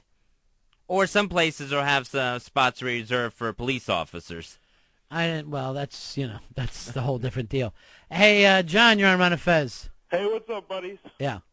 Hey, as a guy in a wheelchair, it doesn't matter to me if somebody's using a handicap stall, only because there's a good chance I won't easily be able to use it anyway, because I have an electric wheelchair, and if the space and the bar are on the right side, I can't lift my controller up and slide my ass over on the toilet because there's no easy place to put my big controller. So if it's on the right side, I can't use it anyway, so it doesn't really matter. All right, Fez, see how much thinking this guy's got to do before he goes in to use the bathroom. It's not the same as you. He's got to see if this lines up and if that lines up. Why not leave that space empty? Why not be a stand-up guy and do the right thing for once? If I saw him in there, of course I wouldn't take the handicap stall. But if there's no one in there, I should be able to use anything I want to. That whole bathroom becomes mine. If you saw him in there, you wouldn't be able to. He's already in. There's no other way. He's not going to be standing in line unless there's another beast in there. Why not just go, hey, if it's needed, it's open, it's there. Let's take a break. We're right back. It's the Ron and Fez Show. Ron Bennington, Fez Watley, the Ron and Fez Show. XM 202.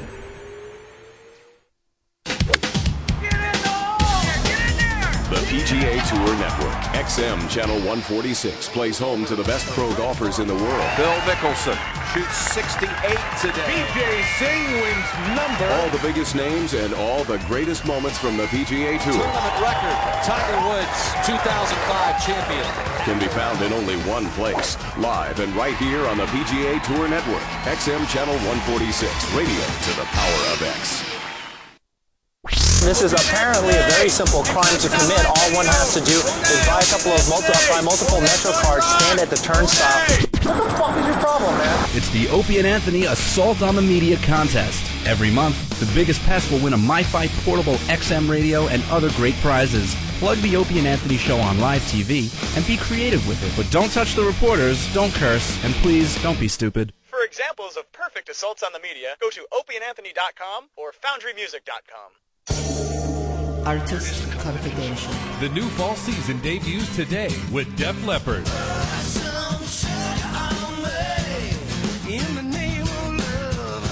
I used to sing into the vacuum cleaner because it looked like a microphone. I think we had a different vacuum cleaner, didn't we? Yeah, you had one of those low ones. Def Leppard today at 6 p.m. Eastern on XM Live, the 80s top tracks in the Boneyard. Artist Confidential. Revolutionary, exclusive music programming from XM. High Voltage is an XL channel which may include explicit language. Channel blocking is available by contacting XM Listener Care at 1-800-XM-RADIO. Ron and Fez. You're listening to Ron and Fez on XM 202. Well, it's about time. Monday, October 31st, join Opie and Anthony and celebrate 1 year of mischief, mayhem, and monster reign. Holy shit! It's the Opie and Anthony Halloween Anniversary Party, October 31st at the Hard Rock Cafe in Times Square, New York City. Doors open at 7 p.m. Hosted by Ron and Fez, live on High Voltage 202. Are you insane? Yes. With performances by Livewire, 2112, and Brother Joe's 2U, and featuring the Halloween Costume Contest. Ooh. Show up at the party in a show-related costume. Party Rock, Turkey Jerky Ben, Pat Battle, Packet of Mayo, Steve the Bear, Master Poe, Robert Reed, Ramon. And you could win $500 and a MiFi. That's Monday, October 31st at the Hard Rock Cafe in Times Square. I'm scared. I'm trying not to exhale.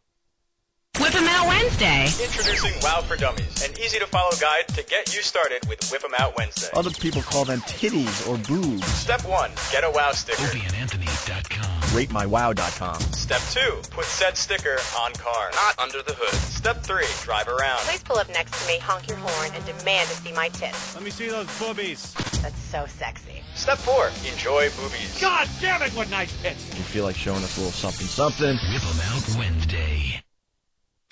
Where are my car keys? Who took the remote control? And what's on my XM? Hey, tomorrow on your XM, it's shaping up to be a good Tuesday. 8 a.m. in the west, 11 a.m. in the east on Squiz, Channel 48. It's Liner Notes with Nickelback.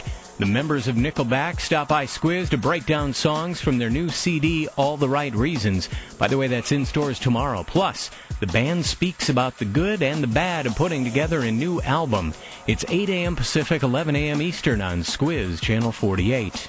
Then at 9 a.m. Pacific, noon Eastern on XM Village, Channel 15, John McEwen's Acoustic Traveler. From the nitty-gritty dirt bands to his solo concerts, John McEwen's covered 3 million miles and crossed paths with hundreds of artists.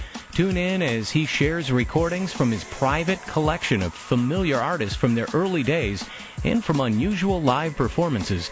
This is an XM exclusive. 9 a.m. Pacific, noon Eastern. It's tomorrow on XM Village, Channel 15. And at noon in the West, 3 p.m. in the East on the Loft, Channel 50. It's Mixed Bag Radio number 43 with Jim Messina. He's been in Buffalo, Springfield, formed Poco. He launched Loggins in Messina and continued with an interesting solo career. And now he's on XM. Noon in the West, 3 p.m. in the East, tomorrow on the Loft, Channel 50. This is Radio to the Power of X, a small sample of what you'll hear on XM.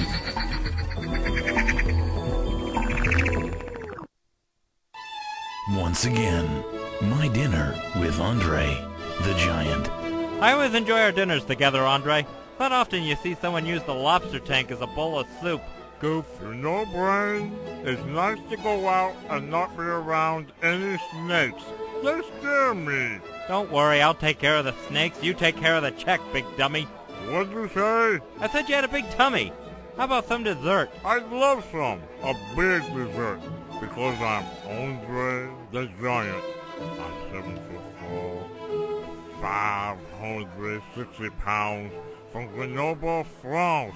I know you're big. I noticed when you said you were hungry for Mexican and ate the busboy. How about a big milkshake? Milkshake?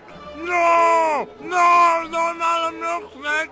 I don't even know what a milkshake is! No, I'm doing all of this. Can I get the rest of this to go, idiot? This has been My Dinner with Andre, the Giant.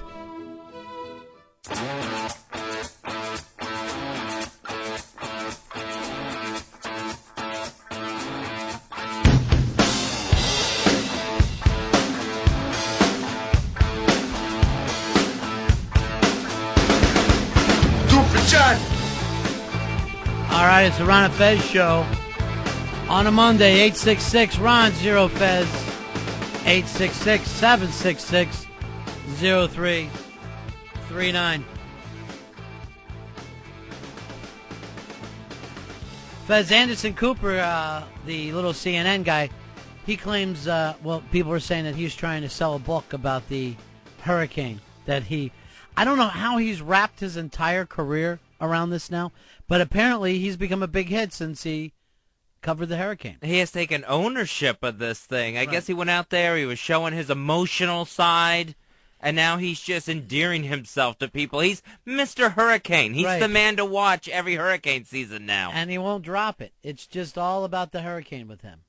Nothing else happening for him but the hurricane. And I'm sure people will buy this book. He's like Geraldo. I don't know. I think as time goes by, people are going to be less grasped by the hurricane. Another one comes along, he forgot about the one before. But remember when Geraldo was the guy who hooked into the OJ thing?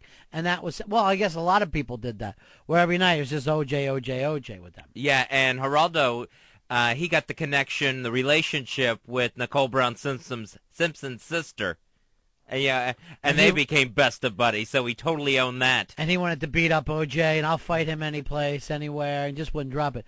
Now, 10 years, I think it was 10 years to the day after the OJ verdict, OJ was signing jerseys and autographs at $95 a pop at a comic book horror convention. So he's next to Jason from Friday the 13th. You go there, hey kids, look, it's Jason, and there's OJ. Where you're at a place where you can buy serial killer trading cards and stuff like that. There's OJ. Meet a real live killer. Right. They haven't found the real killer yet after all this time. All I remember from the OJ verdict was Earl just jumping and running down the street and being so happy and excited. Earl, was that the best day of your life? You were out drunk for a week, Earl. Oddly enough, I was on the air, I think. And I just remember stone silence, like every white person just going, doing the... Right. Doing it the big was gap. Maybe some of the most dramatic TV we ever had. Because it had really built up like a TV show, like Who Shot JR or something, where everybody found out at the same time. There were no leaks about, this is how it's going to go. That was it. It was a totally polarizing event, really, because... Well, I think the weird thing is white people had no idea that it was polarizing. White people were completely shocked that anybody was happy. And then to see an entire community of people going, yay, this is great, it fucking blew white people's shit away. Yeah, I mean, it was. I always remember. I forgot the guy's name. He always does like not a Harry Edwards, but he was always like, for all the times that black people went away for stuff they didn't do. It was like, for a lot of black people, it was like this was for once sticking it to the man. It was sort of like sticking it to the man. So the point wasn't so much, OJ got away with killing a woman. It was OJ got away with the man. Look how bad your court system is, and yet you never realize that white people get off on things all the time, and it was almost like an anti-white people system thing. Yeah, I mean, I've always saw it as it was always about money for me. Right. Because if you have enough money. You can get away with it. You can pretty much, or at least put up your best defense. Right. And Michael Jackson kind of proved it again. And perfect example is Klaus von Bülow. Right. He had tons of money to. And white people weren't freaking out and going, oh, my God, Klaus von Bülow was out. Yeah, but I mean, and the evidence, like, for Klaus von Bülow was overwhelming. Right. Or Ted Kennedy, and on and on and on. You're right. Rich people, they get the best lawyers. They make things happen.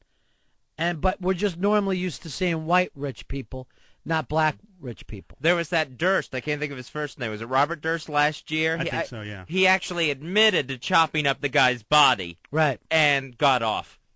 And it got off on self-defense. Yeah, I think for black people it was more like we told you the system was corrupt. We told you it was one-sided. But did you have to be so happy that you ran through the streets with sparklers? I mean, they had just the posters alone. Yeah. I just remember that one CNN shot of they had this auditorium filled with black students. Right. And it was like they won the World Series. All right, everybody just popped out of their chairs going crazy. Yeah, and the other one was that they had an appliance store where all the TVs had the OJ verdict on. Yeah. And all the black people are clapping and cheering, and all the white people look like, it was like a funeral on Christmas Day. It was just awful. The only one not clapping was Christopher Darden. The only black person not happy with it. Now, I remember that day. We were on the air at the time of the Ron and Ron show. We called every continent. We just would get random numbers. We called Europe. We called Africa. It came back like 4-3. The less white people they were, the more they were on OJ's side. Like the Asian people were with them, the Spanish people were with them, Europeans definitely against them. But the weird thing was, we didn't have to explain it to people in Australia. They knew it. We even called Antarctica, called a fucking base. And Antarctica, they're like, yeah, we were just talking about it. He's definitely guilty.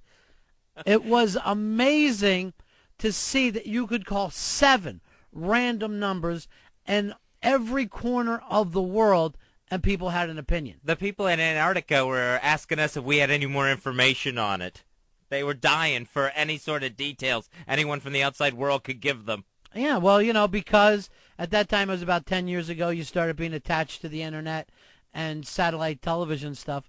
You have just as much information as you possibly want. I mean, you can be in some mountain range in South America and, Google something and off you go. You're fine. And I think OJ was people forget how recognizable he was. Right. And because he had been a star for a long time. He was a star football player. He was on Monday Night Football for a minute. He was an actor. Right. And then to have, this major heel turn, if you will. Right. I mean, it just shocked people. Well, and we were friends with the guys who started Hooters. So when the story started, we started busting balls about OJ, and he called us up. This is after the murder took place, and going, hey, don't do this. OJ always comes and does this golf tournament for us. He's a good guy. Trust me on this one. Thanks, Ed. Yeah, it all worked out well for you. Why don't you call him back now? Why don't you get him now to start selling chicken wings on TV? But he was loved by everybody. Yeah, I mean, he was almost like not nowhere near an Ali, but as far as football and as far as he wasn't black, he wasn't white, he was OJ. And again, he was one of the best that's ever played the game. You would have to people forget because people only pay attention to recent records and all, but he was a guy that broke the major record, the 2,000-yard one. Yeah, he was the first guy and for a long time the only guy to do it. Yeah. And people was like, it couldn't have been OJ. It was lovable OJ. Right. Yeah, it was disappointing. Like you would think and laugh, oh, what if it was OJ? Ha ha ha. And then you find out he's in Chicago, so you think he has the alibi. He wasn't even in town when it happened. Then the details start trickling in. And that Bronco chase was the best. Yeah, actually, it was pretty dull. If you really think back about it, that was the first chase that wasn't a real chase. And we're going, why don't they shoot out the tires? Why don't they, set up a roadblock? They did nothing. I think, again, because it was good old OJ. Yeah. And if they had shot him like an animal, then I think people would have been more upset. Say it again, Earl, so I can just be happy hearing it. Did you think he was going to shoot himself in the back of the Bronco when they pulled into the driveway? I mean, I think that thought entered people's minds. I think that's why, the camera stayed on it for that long, because they just saw it. Like, wow, what if he kills himself? What if he... They will wait for something to happen. And, people are like, well, he'll never be OJ again, and that's the worst penalty. I mean, he's still living on a golf course. He's golfing all the time. He's enjoying his life. He has money coming in.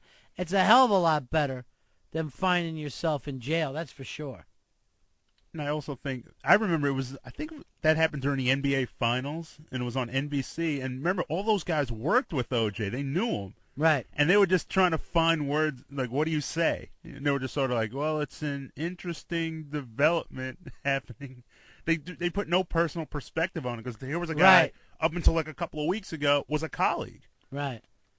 And then later they all going, there's been a lot of shady OJ stuff with chicks. Then people start to finally tell, hey, when he was drinking, he would get a little mean, get a little weird. Everyone had plenty of OJ stories then. They would just leak out a little at a time, over and over, as things got big. But it's kind of rare for that where were you when you found out thing. It doesn't happen that much. And that was one of them. And also, even when I think leading up to that, he had been in court for beating Nicole, and I think he pled guilty to that. And everyone still was like, well, it's just good old OJ. Remember they had the 911 tapes, and you could hear him yelling at her in the background? I mean, the darkness that emerged from that was just so eerie, really. Yeah, well, it's all there for everybody. It's all there for everybody. He took it just a little further along, didn't he? Took one notch up. Hey, Brad, you're on Ron and Fez. Hey, Ron. Hey, Fez. How you doing? Good, buddy. What about OJ looking around trying to find out who the real killer is? He's supposed to be looking for him? I think he was looking at the horror show this past weekend. Maybe he's there. Yeah. He's always searching for clues. Sure, always looking. Golf courses everywhere. Well, the pictures of him, he looks so old now. It looks really odd because you don't get to see him all the time. And he's moving real slow. Not Earl Campbell, that bad, but yeah, he's moving bad. Headed that way. Yeah, he's definitely like the arthritis is catching up. Yeah, like what happens to all those old athletes. Yeah, but you forget he had two wrecked knees, completely shot knees. I think they had him replaced at some point, which was one of the theories that actually got him off. It was like, how could he cover all this territory when said he could hardly walk? Bro, the theory that got him off was that jewelry. There was nothing else that worked. And the glove. Yeah. And Marsha Clark. Dan, you're on Ron and Fez. Hey, guys. Yeah. I heard something the other day about why OJ doesn't have a job, and that's because if he ever gets a job and earns money, then the surviving members of Nicole's family get a portion of that. Right. But if he just sits around and lives off his pension that he gets from the NFL, they can't touch it. So he does nothing all day. Well, what about those signings? What about what? Like he did that signing for $100. Did they get that money? You would think. And the beauty of it is he could sign something, yeah, I killed her. I'm the guy who sliced her throat. Nothing can happen. They can never try him again for this thing. He's untouchable. He's untouchable. And that's going to be a good feeling. And he did have that pension fund set up for himself that no one can ever take from him, almost like that was part of the plan. If I kill someone, if I kill my wife, get off, and then get sued in the civil case and lose that, I'll be all set. Well, a lot of people that are in certain tax brackets have all those kind of things for themselves. And it's not like something that OJ set up. It was his tax attorneys over the year going, hey, here's the best way. And when you're, a wealthy person, people are going to try to sue you. Here is Pat. Pat, you're on Ron and Fez. How you doing, buddy? What's up, Pat? All I want to say is that all O.J. did was put an exclamation point behind the old, if you go black, you'll never go back. And he just didn't give her the choice to go back. That's the thing. No, that's right. Yeah. It's, if you go black, I won't let you go back. Not to that white waiter. Yeah. I just remember how people were almost upset over the fact that he had money. You know what I mean? They're just like, how dare he set up that pension account where nobody could touch it? So you're... Yeah, right. It's like they were resenting everything about him. Right, exactly. Or like Fez going, hey, it seems like a plan. But I'm going, if you were in that tax bracket, it's basically the way you handle your life. It's like, how dare he set up things so he can live comfortably for the rest of his life. Black people aren't supposed to do that. Well, they wanted to take the pants right off of him. You see it more as an anti-black thing. I don't know. I think there's a resentment towards athletes in general. Right. Like they're young, they make a lot of money, that they're set for. I mean, you sign that first big contract, you're set for the rest of your life. Well, it's really funny because there's always that generational thing. When you see now ESPN and really even definitely the sports, when you see how much hate that the sports reporters have for the athletes and not understanding in the way they dress, the music that they listen to, whatever. It's such a weird generational thing where you would never have guys that are like 50 become critiques for hip-hop. You know what I mean? You never would expect them to go, I heard the new Jay-Z album and it's really stupid. They always want athletes to act like the athletes from their youth, not the way these guys are raised today. So there's always a weird generational thing. But I don't think athletes are really liked that much by fans. Overall. I know the sports writers can't stand them. I think the hatred is worse now than it's particularly ever been. basketball. Basketball, I would say, number one, is covered by people who just hate the athletes. That's all. What's that guy's name? Peter Vesey. You could read the contempt in his columns every day. It happens almost across the board. They just don't understand these people. It's like Shaquille O'Neal in his lime green suit. Right. I mean, who cares what he's wearing? Did he score 30 a game? They'll actually say, does he need a lime green suit? Dan, you're on Ron and Fez. Dude, homie, how's it going, guys? Hey. The glove that didn't fit, I don't get it. I mean, give me a kindergartner's mitten, I'm sure I could still stab somebody's with it. I didn't get it either because the thing could have shrunk, and that never even once came up. It did look like a dried-up prune. Yeah. Well, the other part was, and he had another glove underneath. They had him put on that surgical glove. And the other part was people forget the prosecution absolutely blundered this case from the beginning. But again, that goes back to the money thing, because they wouldn't have if they were going up against just some defense lawyer that was chucked in there. They came against a team that knew what they were doing. Those prosecutors make what, $40,000, $50,000 a year out there? They're not the best of the best. Yeah, and that was like the C team of prosecutors. Right. Everyone said that. I think his name was Gil Garcetti or Gail Garcetti. They said he should prosecute this case himself. Don't use the B squad. OJ came with Barry Scheck and Johnny Cochran and F. Lee Bailey. I mean, these are A-list guys. Right, and literally just kicked their teeth down their throat. Just beat them. Just beat them to a pulp. Here's Misha. Misha, you're on Ron and Fez. Hey, Ron, Fez. How about O.J. as a living legend? I think he deserves that status. Oh, when we were doing the Living Legends the other day. It's interesting. Infamous, I would put him more in with, you have a Charles Manson, people like that, people that did the crime but still have a certain amount of fame, Son of Sam. I mean, it's completely negated the fact that he was one of the greatest players to ever suit up. Not only in pros, but in college, he was a phenomenal player. So he was a famous guy by the time he was like 20. Yeah, and that trophy winner. Yeah, and that fame never went away. And playing at SC, I mean, he was loved on the West Coast. Victor, you're on Ron and Fez. Yeah, the whole reason O.J. moved to Florida is because they can't touch his pension in Florida. They can only touch his money if he gets a regular, 9-to-5 job with a steady income. What about his signings, these occasional signings that he does? All those are not regular income, so Florida does not allow them to touch that. Interesting. So that's the reason to move to Florida. Yeah, that's the whole reason he moved from California to Florida. He can sit and play on, the charity golf tournaments, get money, all that stuff, sign books, but it's not regular income, so hey, he can make as much as he wants doing that. And the Goldmans don't get a dime of that. Well, you got to figure that $95 that he's signing the other day, how many people does that take to show up before you got one hell of a weekend? Do you think you could get 500 people? That's $40,000, $50,000. It's unbelievable for you. I think he could draw that. Yeah. I can't imagine standing in line. Would you sign this for $95? The line was probably out the door. You think? Yeah. I'd love to know how many he signed on that thing. Jason, you're on Ron and Fez. Hey, buddy. Hey, buddy. Hey, I was just thinking about that, and, OJ, I don't think OJ did do it because for the simple fact, what about his son? His unnamed son through this whole ordeal, Unnamed? He has a name. It's actually Jason. Why would he be the unnamed son?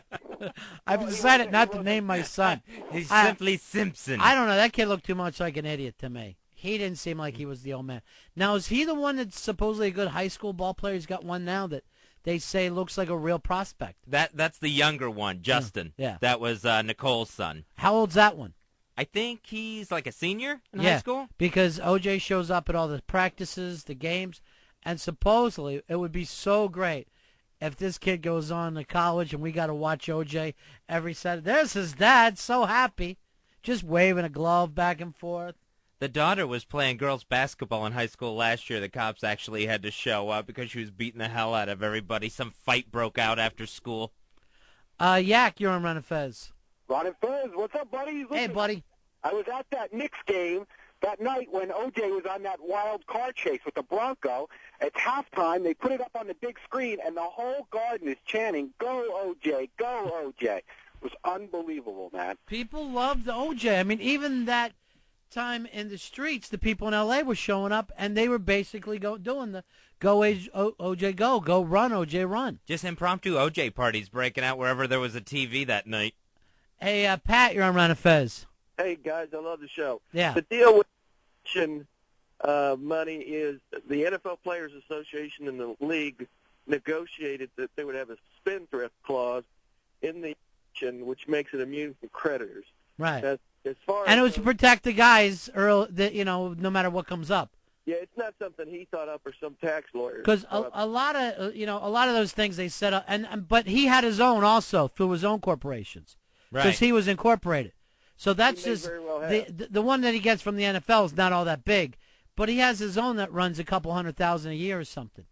And as far as the card shows and all that, I would bet that they would have to register that judgment in whatever state he's in, and then get a garnishment out, and literally have to have a sheriff walk in and seize the funds before the show's over. So, like, unless you're following the guy 24 hours a day, there's no telling where he'll be at card show. So the Goldmans would have to file a special motion every single time he took money to try to get it off of him. Which cost them money and on Right. and on and on. And, it's just... It's not like someone's assigned just to watch OJ if he has a lemonade stand. Hey, T-Bone, you're on Ron and Fez. Hey, welcome back, guys.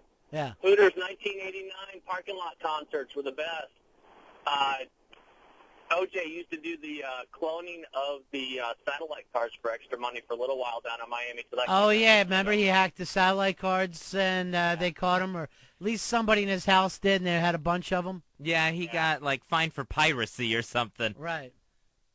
Which I guess is not all that big a deal, but they tell you could go to jail for 7 years for watching HBO.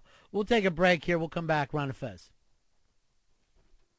The Ron and Fez Show. XM 202. Monday, October 31st, join Opie and Anthony and celebrate 1 year of mischief, mayhem, and monster reign. Holy shit! It's the Opie and Anthony Halloween Anniversary Party, October 31st at the Hard Rock Cafe in Times Square, New York City. Doors open at 7 p.m. Hosted by Ron and Fez, live on High Voltage 202. Are you insane? Yes! With performances by Livewire, 2112, and Brother Joe's 2U, and featuring the Halloween costume contest. Ooh! Show up at the party in a show-related costume. Party Rock, Turkey Jerky Ben, Pat Battle, Packet of Mayo, Steve the Bear, Master Poe, Robert Reed, Ramon. And you could win $500 and a MiFi. That's Monday, October 31st at the Hard Rock Cafe in Times Square. I'm scared. I'm trying not to exhale. I'm Mike King. This is Indy Racing Today. Honda has already wrapped up the 2005 IndyCar Series engine manufacturer's title. But Toyota is still working hard to finish strong in the remaining 2 events on the schedule, starting with this weekend's race at historic Watkins Glen International. Teams powered by the Toyota Indy V8 took to the 3.37-mile road course layout late last week and reported significant gains over the test that was held at that track in early June. Elio Castroneves, who finished second to Dan Weldon just 8 days ago at Chicagoland Speedway, came away from that test with a smile on his face, as he was a full second quicker on the course than he was at the previous test. That's Indy Racing Today. Don't miss XM driver Brian Herta behind the wheel of the XM Satellite Radio number 7 Honda-powered car. You can catch all the excitement from the IRL on Extreme XM Channel 152. Artist Confidential. The new fall season debuts today with Def Leppard.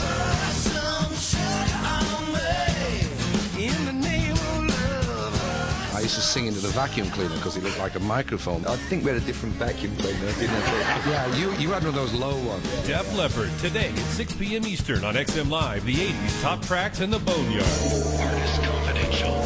Revolutionary, exclusive music programming from XM. High Voltage is an XL channel which may include explicit language. Channel blocking is available by contacting XM Listener Care at 1-800-XM-RADIO.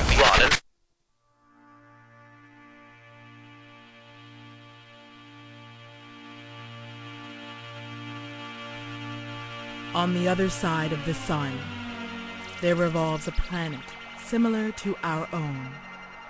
Except this is a world of paradoxes and backwards logic. This is a world of complete opposites. This is a world known as Earth 2. On Earth 2, soccer is only really popular in the U.S. Earth 2. On Earth 2, Mother Teresa was a young hot chick who never helped anyone. Earth 2. On Earth 2, the pharmacist takes your drugs. Earth 2. On Earth 2, Condoleezza Rice is the first white man to be Secretary of State. Earth 2. On Earth 2, the 4th of July is when we celebrate being taken over by England. Earth 2. On Earth 2, Billy Joel has a spotless driving record. Earth 2. On Earth 2, at Wendy's, you find chili in your fingers. Earth 2.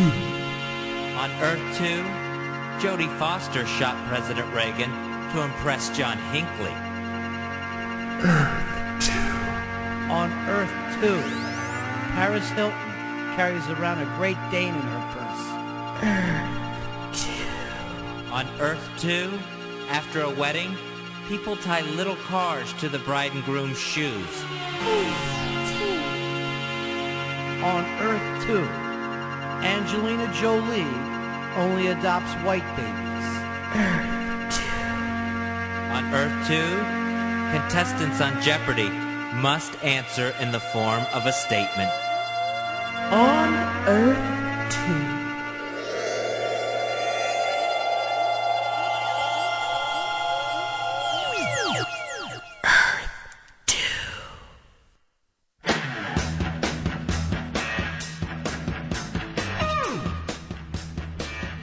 We're on a mission from God. All right, it's the Ron and Fez show. 866-RON-0-FEZ.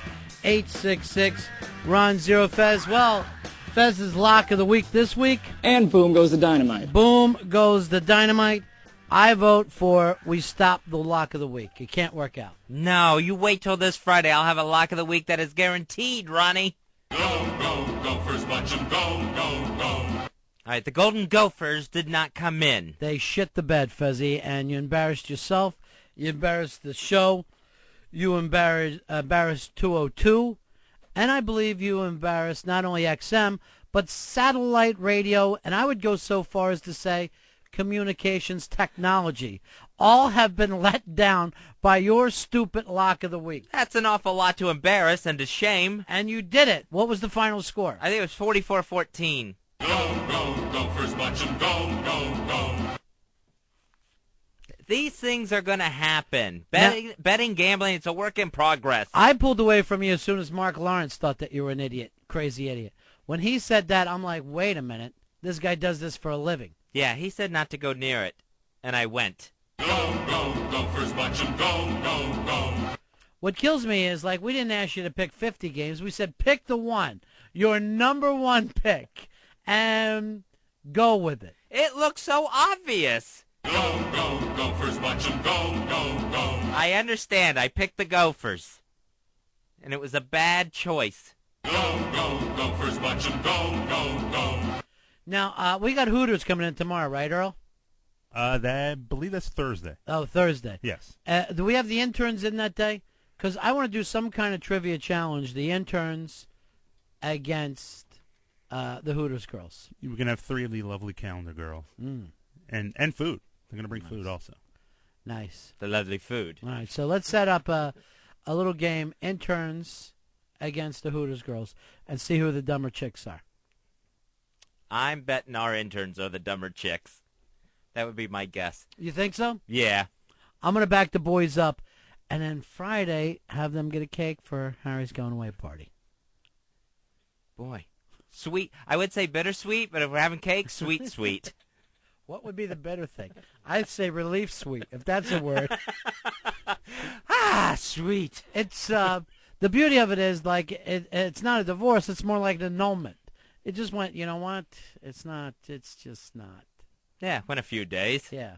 There's no need to divvy up property or anything. We knew 3 days in. We're 3 weeks in. And I just asked them about an egg salad sandwich. I go, now did you go and check out any of those things like we talked about the other day to see what's around here? No, I didn't. Not even speaking up. Just the trailing off? Yeah, just to get shit. It's like he's got a little fader on himself. He just turns his volume down. It can happen. And it disappears. Everything that we asked can't happen. In Ohio, they think Governor Bob Taft there, they think his approval rating has hit the lowest of any politician in the history of polling. That's strange because he was such a people loved him as president, and now that he's a governor, they don't like Taft. That was his great-grandfather, William Howard Taft. Well, this is Taft more. No wonder his approval rating is so low. It's always been low. So he's hit 15% of people in Ohio approve of the job he's doing. What has he done so bad? He got convicted in August of 4 misdemeanor ethics convictions. He was failing to report gifts. He was getting his friends and himself golf outings.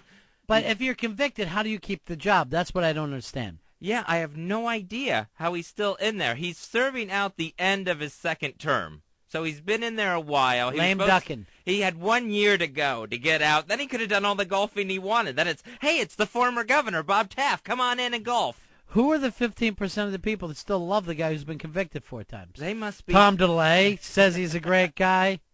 They must be other fat Taft relatives. I have no idea. But he's hit lower than our 3 lowest presidents. When he went out and met kids, he would give them a taffy. Remember, vote for Taft. Here's a taffy. Thanks, you large Mr. President. So he's hit well lower than our 3 lowest rated presidents in approval rating. All right, what have they been? All right, the President Nixon pulled in a 39% during Watergate. Even during Watergate, you still almost 40% of the people are backing you up. And W hit 40. W went to month. 40. And you know what's kind of funny around W now about how many people they're going after? Tom DeLay indicted. Bill Friss had to sell some stock really quick, like a Martha Stewart deal. Bill Friss, I hate that. I wish they would throw him under something. All right, then after Nixon, the lowest was President Carter, who, during the Iranian hostage crisis, cried.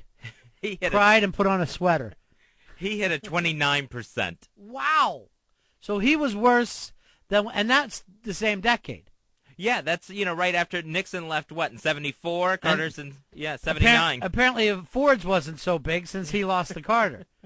So, I mean, people forget how bad the country felt about itself in the 70s. And then there was one lower, the worst approval rating of any president, President Truman. Really? Yeah, when he fired MacArthur. And at this point, Truman remembered as one of the greats of all time. Yeah. So approval rating doesn't necessarily mean how history is going to look at you. Harry S. hit 24% right after he fired General MacArthur. And maybe he made the right move. A lot of people kind of feel so now before we went and conquered China. And he's 9 points above Bob Taft. Hey, Harry, you're on Ron and Fez. Yeah, this is Harry. Calling about your intern, Harry. Is he the one going away, or is there another Harry you guys got stashed away there? Same Harry. Well, that kind of bums me out. I got an organization that he needs to join, and I'm part of it. And now that he's gone, how am I going to be able to... Go ahead and promote it, Harry. What's the funny Harry name? Oh, no, it's not a Harry name. I was just thinking in Harry's past there on your station, he's done a little homeless bashing and a few other things. He's a Christian, so that's really a plus there. Mm-hmm. And he'll have to tone down his Jew bashing just a little bit. But, I mean, we're not really... that's not really our main objective anymore. We still enjoy it. I'm not saying that. All right, Harry. Thank you very much. I don't know where you're going with it. I'm sure in your mind it was hysterical, though, right? Well, it sure was a while ago. All right, thank you. Take care. I don't understand a single word any Harry says. I don't get it at all. No, don't do it. He did nothing wrong. I see you going for it, Earl. All right, you know what? Because you've been so good today, go ahead and do it anyway. We're rednecks. We're rednecks. We don't know our ass from a hole in the ground. We're rednecks. We're rednecks. We're keeping the niggers down. All right, Earl, you feel better now? Much better. Got it out of your system today? All he really said was Jew bashing. Other than that. No, but it's always any chance to play Randy Newman. I know. Oh, what they should play that is Governor Taft goes in and out of Ohio. I'm glad Ohio's dealing with this after what they did to us in the last election. Sit and stew in it. Sit and stew in it, Ohio. You noticed every state that kind of gave us George Bush, they're going through some type of suffering right now. Yeah. Like Ohio, Florida. We all are. It spreads. Louisiana, we all are. We're all dealing. 15% not exactly like. I wouldn't say even 15%. 85% don't like. That's the rating I'm looking for. Just hate you and want this next year to be up so that you're out of office. Right. I can't believe that he's still in. The HUD secretary last week was talking about New Orleans and saying that he doesn't think that it's ever going to hit its population of 500,000 again. Why not? That's crazy talk. And then he added this little radio psychic of his own that he goes, and it'll never be as black as it was. Radio psychic. Radio psychic. Really? I'm thinking about moving to New Orleans. And I'm just like, what possesses someone to make this prediction? Let me go out. Let me look at my crystal ball and throw this one out there. Right. On the good side of this hurricane, it won't be as black as it used to be. And in the lighter side of the news, very much lighter. Yeah. Jim, you're on Ron and Fez. How you doing, Jimmy? Hey, Jim. Lost your buddy. Here is Steve. Steve, you're on Ron and Fez. Stevie. Hello? Yeah, how are you, pal? Say, Bonnie, Fezzy, I got to apologize for all Minnesotans about my Gophers, buddy. It was a joke. Go, Gophers, watch 'em go. Fucking rodents. But, I say, just for a sign of goodwill, send you a case of Minnesota's finest, Grain Belt. You want a case of beers? I'll always take a case of beer. First of all, Fez has a less approval rating than this Governor Taft after this week. I feel bad. I want to send a case of beers to Fezzy just to smooth things over from all of us Minnesotans. All right. You're more than welcome to do that then. Hold on the line, Steve. I am lucky I'm not getting an ass tattoo today. Yeah, you really are. You had a really bad weekend, and somehow you were blessed and got out of the ass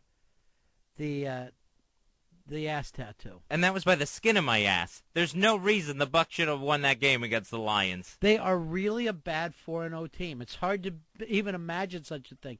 You got to figure they got to be the favorites next week against the Jets. Then they got to be the favorites again against Chicago, and will play nobody else in the division. They can move into division games already looking at a 6-0 schedule pretty much go 500 the rest of the year and find themselves in the playoffs. Last night was the first regular season game played outside the United States of America, the Mexico City game, San Francisco against the Arizona Cardinals. Why drop those two teams on Mexico? That's the sad thing. You want to try to make other places like your sport, and look who we send them. It was fun seeing people in the stands wearing luchador masks, big sombreros, almost like ESPN had gone and cast the crowd out here. To me, it looked like it was Miami Dolphins game. I did not see the difference. And the big fence of barbed wire that was keeping the fans from the field, keeping them in the stands there, like they were going to try to hide out and leave with the team to get over the border again. No, they do that for their soccer. That's like a normal thing around the world. We don't have it. I guess NASCAR, we put a fence up. Hey, Jack, you're on Ron and Fez. Yeah. I want Earl to justify that statement he just made, that bad things are happening to all the states that gave us George Bush. What's he talking about? Earl, where do you come with that? No, I said it's a coincidence. I didn't say it was happening. Because you said it was God's will. No. God is dropping the red states on their noses. I said it's just coincidental. It's an eerie coincidence, that's all. So what are you picking on? You picking on Florida, Louisiana, Ohio, who else? No, California was a blue state, and they're hating on their governor. Yeah, they made that mistake with Schwarzenegger. Twice. Hey, there's OJ. We just missed him. He was up on Fox News for some reason. Yeah. There's been a murder at the comic book convention. They're not even going to bother. They just let it go. We're questioning this man. Yeah. Have you seen him? Hey, Matt, you're on Ron and Fez. Hey, guys, how you doing? Good. Fezzy, you should have never bet against Penn State. That was the worst thing you could have ever done. I'm from State College up there, and I'll tell you right now, they got their asses handed to them. You should have never bet against them. How good are the Nittany Lions this year? Well, if they get by Ohio State next week on the 8th, I'll be at that game too. They're gonna take the Rose Bowl. All right, give us updates after next week. All right. I'll let you know after next week, but you should never bet against them. Ronnie, I can handle the college football stuff. You don't need Matt. No, you're done, Fezzy. You have been pulled, except for if I want to know if it's going to rain over top of your table. I got benched. Yeah, you're out. Go, first watch him go. You can't do this to us again. We give you the lock of the week every week, and it's one thing it didn't come through, but to be that embarrassed, you basically, it's the kind of bet someone's mom would make. Oh, gopher's a cute animal. I'm going to pick the gopher. Someone picked my lock of the week. I got my lock picked. Go, first watch him go. Hey, Andy, you're on Ron and Fez. Fezzy, another Pennsylvanian here. Just got one thing to say. Don't fuck with Joe Pa. Here's the weird thing, Fez. You did make it personal. You just didn't put it out there. You made it personal against Joe Pa. Maybe that was my mistake, but I can't believe that Morocco Mole look-alike is 5-0. Go, first watch him go. All right, here's our two references. Go Gophers and Morocco Mole. God forbid somebody's under 60 listening to the radio. Here's Andy. Andy, you're on Ron and Fez. Hey, guys, what's going on? Hey, buddy. Here's the pick of the week. Ohio State going to Penn State and kicking some ass. What is the line on that already, Fez, the early line? Do you have it yet? No, I haven't seen that one yet. It may be your revenge bet of the week to get even for what happened last week, and since you really don't believe in the Nittany Lions. I'll have to look at the spread. But now I don't know what anyone's up to. You know, Purdue was supposed to be great. They fall down to Notre Dame. Because you don't do your own stuff. You go and you read other people's things, and then you go, oh, this guy seems like he's made the case. I'm going to bet it. You got to go with your heart, Fezzy, yourself. Everything was pointing to Penn State having a letdown after having 4 games won. You're reading this somewhere. That's not, even when you were saying that, I'm like, this isn't Fez. This isn't the Fez Watley I know. They turn over the ball unless they play the Gophers. Dave, you're on Ron and Fez. Yeah, Fez, I don't know. If you had taken everyone's advice and stuck with the trends like Ron was telling you and Mark Lawrence was telling you and stuck with Wisconsin, you'd have been a winner. We were begging you to pull off that game, Fezzy. Wisconsin was a loser. They won the game but didn't cover? Yeah, they won the game by 17 points. The spread was 18. That would have been hard to deal with as well. Robert, you're on Ron and Fez. Hey, that redneck song you played? Yeah. That basically personifies everybody from Virginia clear over to Texas. Why do you got to be that way, Robert? Why can't... there was one dream that Fez and I had. We came to XM Radio. We wanted to bring the country together, to start healing all this red state, blue state.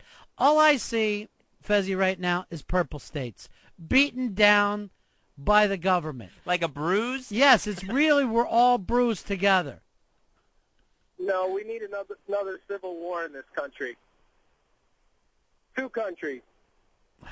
We're almost at that point. We're almost at that point. I can feel it. Instead of north and south, it'll just be the coast. Now, Bill O'Reilly today was on with Regis, right? And for some reason, does Regis call him Bill? No. Does he call him Mr. O'Reilly? Guess what he calls him? I have no idea. Factor. Factor, let me ask you something, Factor. Factor? Yeah, from the O'Reilly Factor, whatever the hell that thing is. He called them Factor 45 times. That is nuts. It's like calling George Clooney ER. Factor, what's going on in Iraq? Matt, you're on Ron and Fez. Hey, guys, love the show. Thanks, Great addition to 202. I just had, I'm from Ohio, and I want to chime in quick on the whole Bob Taft thing. Yeah. All the politicians in Ohio are fucked. You had, who's the senator that was like the astronaut and basically spent his last term training for NASA? And then there's this whole thing with Bob Taft. It was He said you don't even know your senator's name. I'm not from here. I just live here. I got transferred to work. So you really don't know who the first man to take a rocket around the Earth is? John Glenn. Yes, that's your Okay. senator from there. Okay. Well, he's not senator anymore. Yeah. But why did you have a problem with John Glenn supporting NASA? Well, I don't have a problem with him supporting NASA, but the whole thing was he was supposed to be my senator at the time, and he spent most of his last term training rather than being my senator. And also the whole reason behind him going into space. I think John Glenn going into space was one of the few high points we've had in, let's say, the last 10, 15 years. Yeah, but there was the whole reason behind it is they said that it was going to show what it's like for old people to be in space. But since he'd already been there, it didn't work out because he was already what you considered excluded from the test bed. I was surprised how it was just the opposite. They sent him back into space because they had done so much testing on him when he was a young man. That he had been tested. His health had been... You don't have one point right. I don't mind you calling up and attacking the government. I'm all for it normally, but you gotta back it up with something.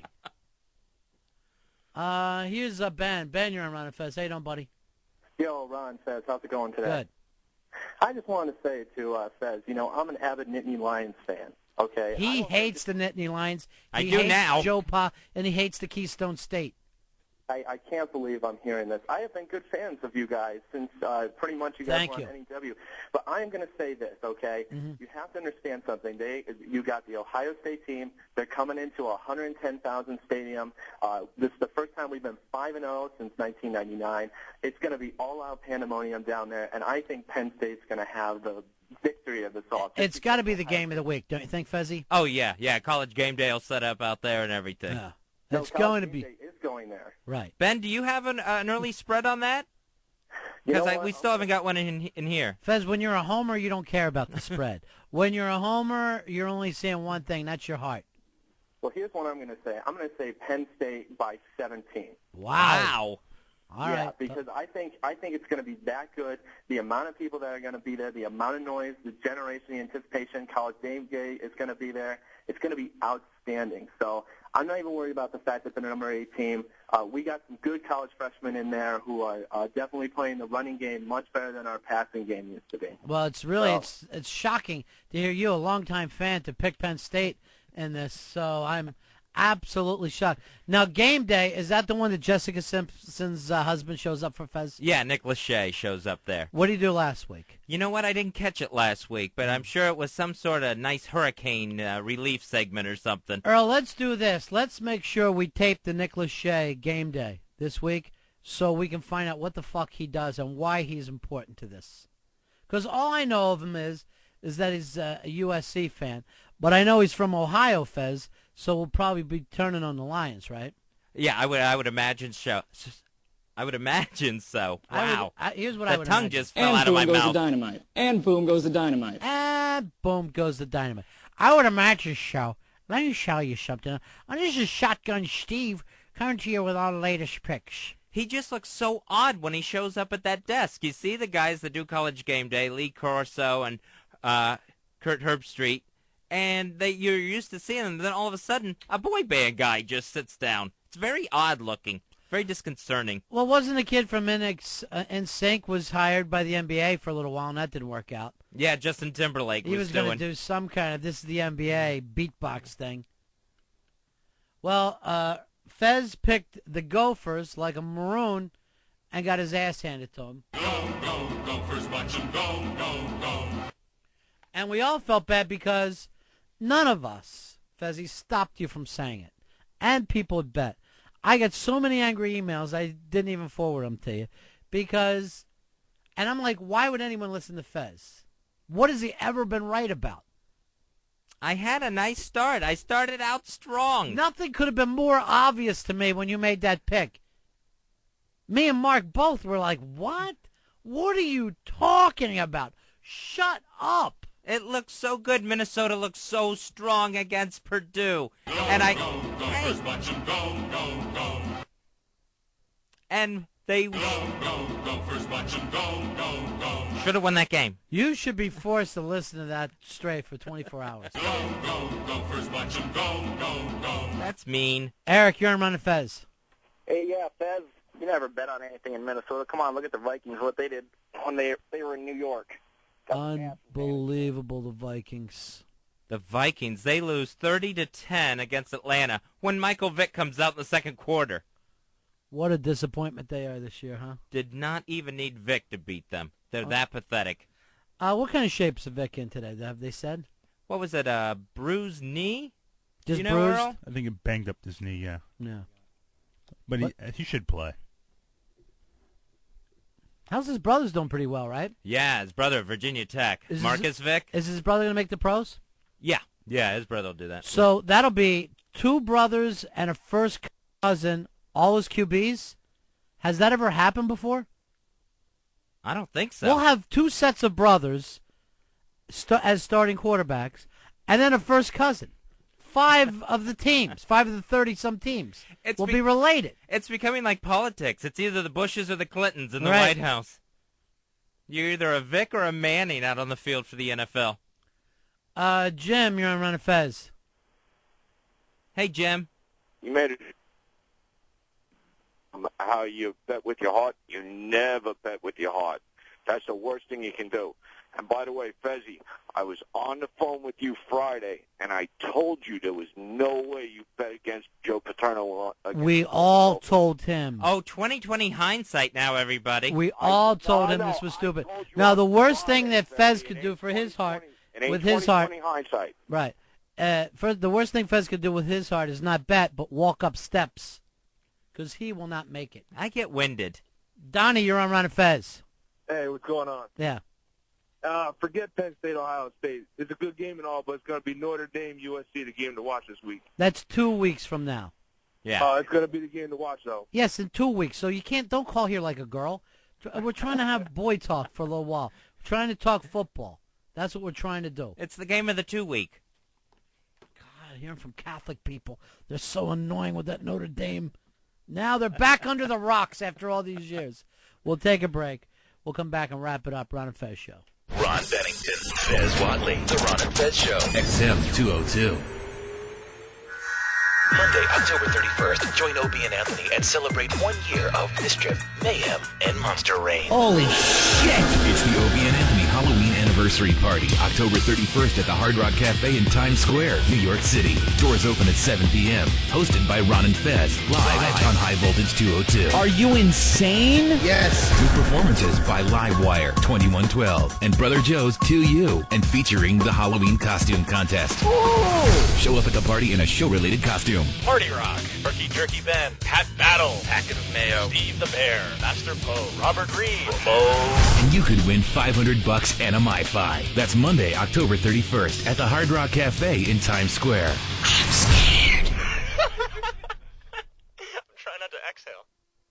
Whip 'em Out Wednesday. Introducing Wow for Dummies, an easy-to-follow guide to get you started with Whip 'em Out Wednesday. Other people call them titties or boobs. Step 1, get a Wow sticker. ObieandAnthony.com. RateMyWow.com. Step 2, put said sticker on car, not under the hood. Step 3, drive around. Please pull up next to me, honk your horn, and demand to see my tits. Let me see those boobies. That's so sexy. Step 4, enjoy boobies. God damn it, what nice tits. You feel like showing us a little something. Whip 'em Out Wednesday. Where are my car keys? Who took the remote control? And what's on my XM? Hey, tomorrow on your XM, it's shaping up to be a good Tuesday. 8 a.m. in the west, 11 a.m. in the east on Squiz, Channel 48. It's Liner Notes with Nickelback. The members of Nickelback stop by Squiz to break down songs from their new CD, All the Right Reasons. By the way, that's in stores tomorrow. Plus, the band speaks about the good and the bad of putting together a new album. It's 8 a.m. Pacific, 11 a.m. Eastern on Squiz, Channel 48. Then at 9 a.m. Pacific, noon Eastern on XM Village, Channel 15, John McEwen's Acoustic Traveler. From the nitty-gritty dirt bands to his solo concerts, John McEwen's covered 3 million miles and crossed paths with hundreds of artists. Tune in as he shares recordings from his private collection of familiar artists from their early days and from unusual live performances. This is an XM exclusive. 9 a.m. Pacific, noon Eastern. It's tomorrow on XM Village, Channel 15. And at noon in the West, 3 p.m. in the East on the Loft, Channel 50. It's Mixed Bag Radio number 43 with Jim Messina. He's been in Buffalo Springfield, formed Poco. He launched Loggins in Messina and continued with an interesting solo career. And now he's on XM. Noon in the West, 3 p.m. in the East, tomorrow on the Loft, Channel 50. This is Radio to the Power of X, a small sample of what you'll hear on XM.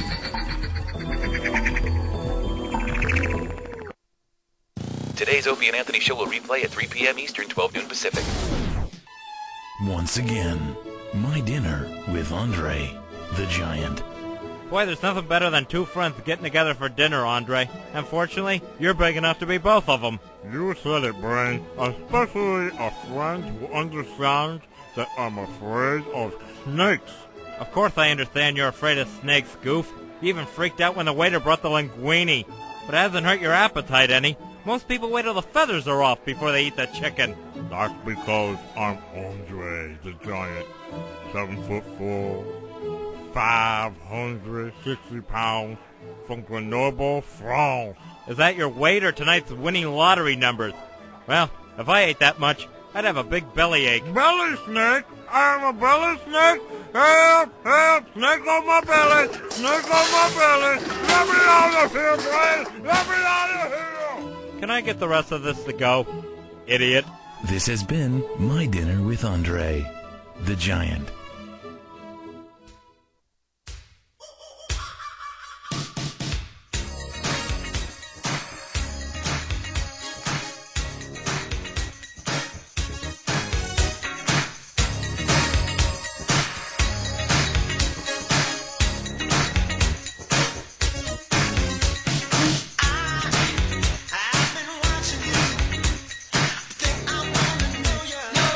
Putting the band back together.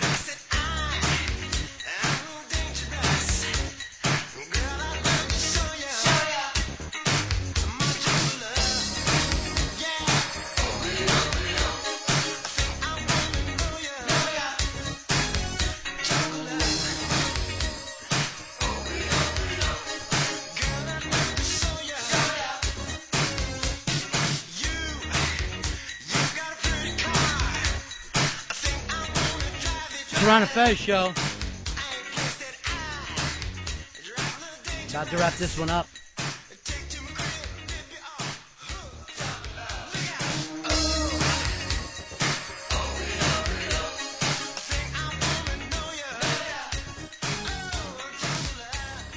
Hey, Jay, you're on Ron and Fez.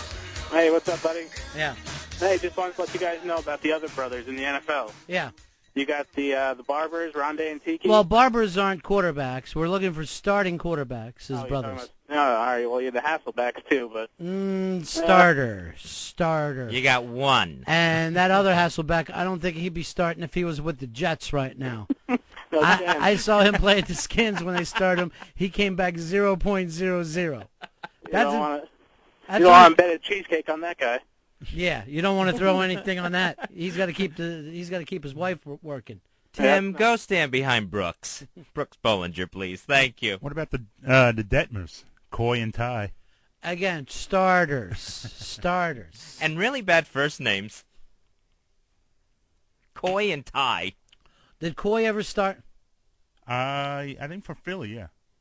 I thought Ty was with Philly. Ty, they both were with Philly, and Yeah. I think Ty ended up, at Green Bay at one point. I don't know. The Journeyman Brothers. Just keeping a moving van on speed dial. This Hasselbeck, I don't know what he took to be with the Giants, but just because his wife already has an apartment here, it was just like, hey, I'll be there. He basically moved for her job. And now he's going to be thinking, right, when you're a quarterback, you're like, hey, I'm very lucky. My wife's doing well. Things aren't going so well for me. But out of the two teams, why not pick the Jets where you would actually be sitting right now as a starter? He'll run up behind Eli. Martha Stewart, her show, The Apprentice, didn't kick off very well. Mm-hmm. Now NBC is moving its time slot on Wednesday night to 9 o'clock to go right up against Lost. So it seems to me like NBC is just cutting its losses here. What are they putting at 8? At 8, they're going to put the E-Ring, which is that new Pentagon series starring Benjamin Bratt. So basically, Martha and E-Ring are flipping time slots. I don't see A-Ring doing well either. I didn't even understand the commercial. Yeah, it's Benjamin Bratt in a beret looking a lot like Lindy England running around the Pentagon. Yeah. There's all kinds of crises there. So Martha, I just don't think it's going to make it. They'll let it run its course. Lindy England said she'd be out within a year. That was part of the deal. Although that hasn't come up publicly. When she was interviewed, she's like, well, it's bad, but at least I'll be out within a year. Maybe she's just thinking that. You watch. Keep that down as the spy report and see what happens. Now, I will admit that came to me as KOP, who, since you have a new KOP, which is Mikey Boy, we've moved KOP back into being Radio Albert. So there's a lot of shifts and adjustments taking place all the time. Eventually, we'll get everything lined up. KOP is the first one who moved up in status, which is nice. To Radio Albert? Yeah. Hey, our good friend Fluffernutter has put out some posters. All the proceeds are going to go towards the hurricane victims. You can check them out, ronfez.net, ronfez.net, and there's a link there onto eBay. Fluffernutter, a really cool cartoonist. Great cartoonist, and supposedly, Fez, as our career takes off here, things will start and pop with it. You get one of these little posters. They're signed by Fez and I. You put them away. They're going to be worth big, big money one day, and you're helping out right now. Fluffernutter draws us in what I would call a loving, nice way, a sweet way, the way he sees us in his cartoons. Not some sort of mean thing where, I just have something sticking out of my mouth. True. That is very, very true. He is kind to you. He really is. No. Now, I'm wondering, Fezzy, who's going to buy the most? Is it going to be Talk Radio fans, or is it going to be ronfez.net? Oh, maybe the posttours.net. From what I understand from Post Tours, let me just say, I just got an email saying that they don't let people join. I got to find it for you. Then how did anyone get on it? I don't know, but I guess they don't. It's hard for new people to join. In the secret society. All right, this one is actually written this. Post Tours sucks balls. The guy says he's brand new to XM, and he said he tried to register a few times, and it was closed, then re-registered, saw the board for a day, and got deactivated for some reason. Then he tried to tell them, he goes, they couldn't do it. Talk Radio fans let them in, so did Whackbag. This guy's name is Kelly. How the fuck can you promote something that doesn't let people in? Fuck them. No wonder. I'm like, I don't know. Someone says, hey, we're doing something for the show. Will you promote us back? We do it. Maybe they'll buy a bunch of these posters at $10 and $20. I don't know if they've become online country clubs. I don't know either, but I don't think that we should be affiliated with an online country club that won't let blacks or Jews in. Or women. So I'd like to see like a big picture of what the poster looks like on ronfez.net, or I don't know. Now I'm thinking maybe Talk Radio fans would like to run with it. Post tours, I'm hoping for you, but you can't do this country club routine. I got to get Earl in. You're going to need a secret code to get in there to see it on posttours.net. Why can't there just be one site? Why does everybody have to be in different sites and not like each other? Because I found out that if we say something good about one site, the other sites get mad. Oh, really? They're not like allied countries or anything. What you should do, Fez, is go read the listening threads about yourself. You'd love it. No, I don't. I think I'll stay away from there. They said all good things about your betting, so don't worry about it. So that's Kelly, who just blistering attacked on posttours.net. Wonder what's wrong with him that he couldn't get in. I'm really curious. I know. I don't even know if I want him to be a listener. I don't want the nerds listening. By the way, Fez, remember I did have somewhat of a complaint that led to almost a panic attack about how bad the new HBO show Extras was. I didn't think it was as good as The Office, and I'm a big Rick Gervais fan. I am back in a big way. It killed last night. The funniest show I saw all week on TV. So I feel very good about the next 4 episodes of Extras. That episode was great last night. It was phenomenal. Just phenomenal. You agree with me then? I agree with you. Fez is with me on this one. I am on board. Earl, isolate that. Fez is with me 100%. And I... Savor the flavor. I don't always go with you, Fez. I disagreed with you when you picked the Gophers last week, and I begged you time and time again. Please get out of that. Go, Gophers, watch 'em go. Is there another verse that says, gay Gophers, watch Fez blow, blow, blow? Whoopie-doopie, me having some fun now. Why don't you do this, Fez? I take you off college football and I push you on fashion. And you're there at the red carpet and you're picking some of those ladies apart for the choices they made. I don't want to be on fashion. I want to be on college football. Look up at your TV. Here's Canseco. He's on Fox.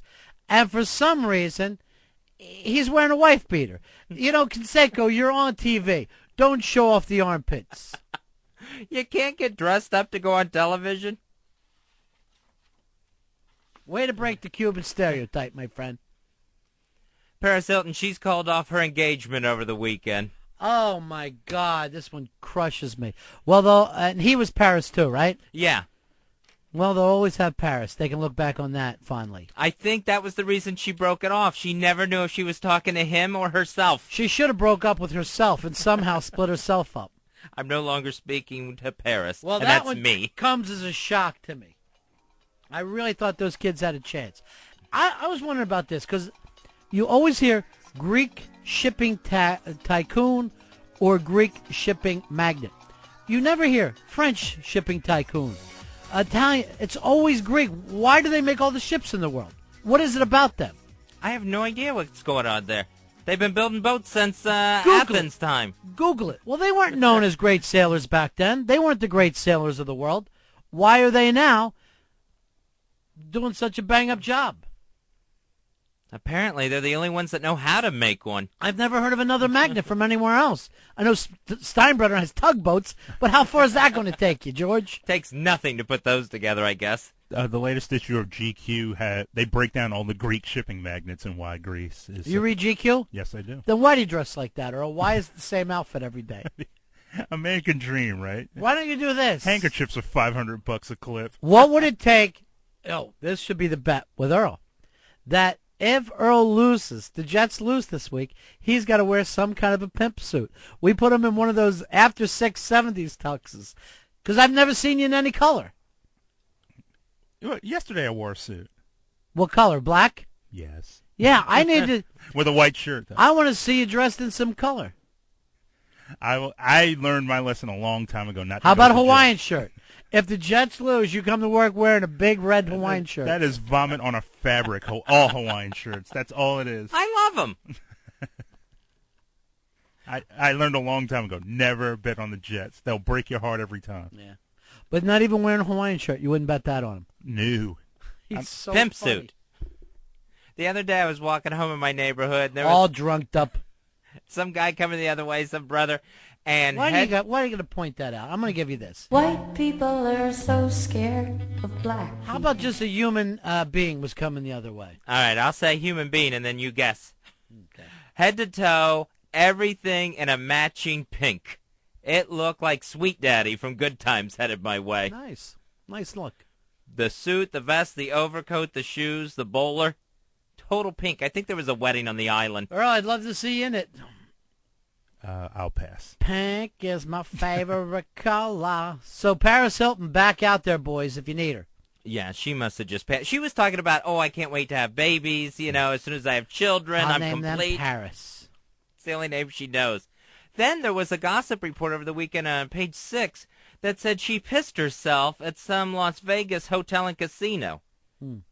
At the Venetian, that she was waiting in line, out partying, waiting in line to use the ladies, wet herself so bad that they actually had to bring in a cleaning crew to mop up the puddle as she was escorted back to her room. Women wet themselves all the time. You can't stop them. One of them giggles or sneezes, they wet themselves.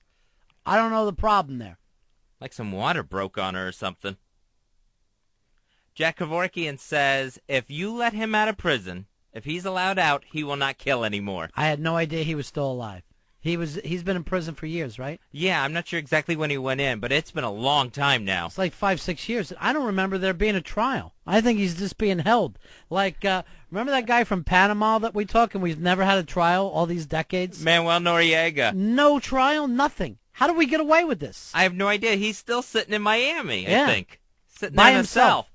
By himself. And no trial, no nothing. So Dr. Death says, I will still campaign for assisted suicide and people that want to, be euthanized. Why wouldn't he keep that down? Yeah, that's something you want to keep to yourself. He goes, but I won't be strapping the death mask on anyone anymore. Assisted suicide. You for or against, Fez? I'm for it. Yeah. I don't even think it has to be suicide. I'm for assisted murder. I'm for, like, if you go somewhere, they find out you're so sick that you can't get better, they go, here, have a mint. And you don't know it, but that kills you. Minty fresh. Here, have a mint, and we'll take care of everything for you. We'll take care of your body. What? Nothing. I think Dr. Death, when he started out, he had his death machine where the person had to be able to at least push the button. Right. Have enough motor skills so that they were basically killing themselves, even though he had hooked them up to it. Now, doesn't that get in the way of your Christian beliefs, Fez, or are you throwing them away? It totally gets in the way. But you don't care? No. I'd rather care about someone suffering like that. Yeah. I know it is true that, you put a dog down. Like my family had to put 2 dogs down this year, and we felt bad with both of them, but it was the better thing. But when you can't put down a person, it just seems crazy. Why should that person suffer? Yeah. I mean, when my grandmother was dying and when she was out like that, and everyone was saying, go ahead, Grandma. They're all talking in her ear. Go to the light, Grandma. And it's like, what's the difference? Just breaking a cap in her head. Yeah. Going, listen closely. Bam! Gun goes off. You're already telling her to go. What's the difference of, just you're putting trying to, something under her tongue? You're telling her to quit, tap out. You're throwing in the towel for her already. Would you shoot somebody in your family if they needed to die? With a gun? Mm-hmm. No, I couldn't do that. I could. I'll tell you exactly who after the show. And I might even have to. At this point, it looks like I may have to. In my family? For you. It's quirky, isn't and it? If something happens to you, I'll definitely do that for you.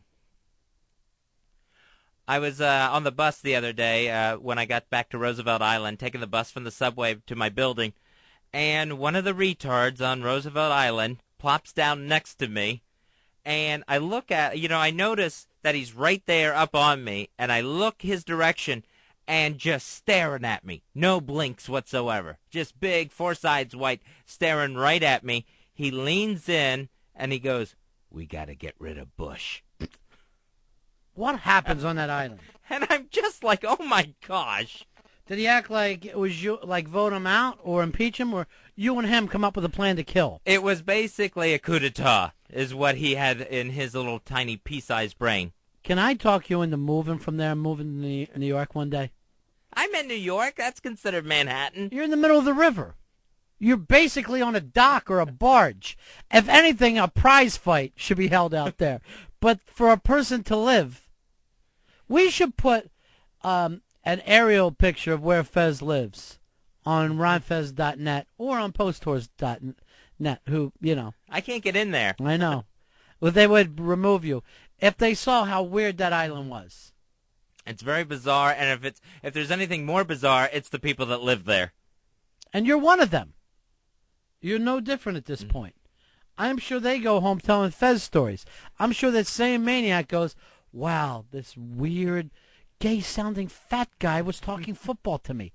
I mean, I don't think the retards are having that conversation. If he's gay, why so obsessed with football? But this guy And if he's straight, where's the woman? This guy was just, even when he got off the bus, he was still hollering back over his shoulder. He's a hollaback. He's a hollaback girl. About the government and how he's got to get rid of it. You know, anytime that you're against the government, you'll automatically look crazy. I've done it myself. You know, I was walking down Madison the other day, which, by the way, just missed Meryl Streep shooting a movie. It was all over the place. They're going, oh, you should have been here 2 minutes ago.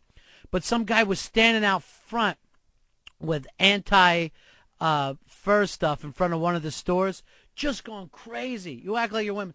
I would just come walking down. I'm with the family. I take a poster next to him. I start yelling at the store. I'm banging it.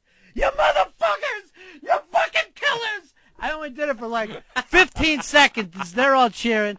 I give them the card back, and off I go. You can get away with anything if it's only for a little time.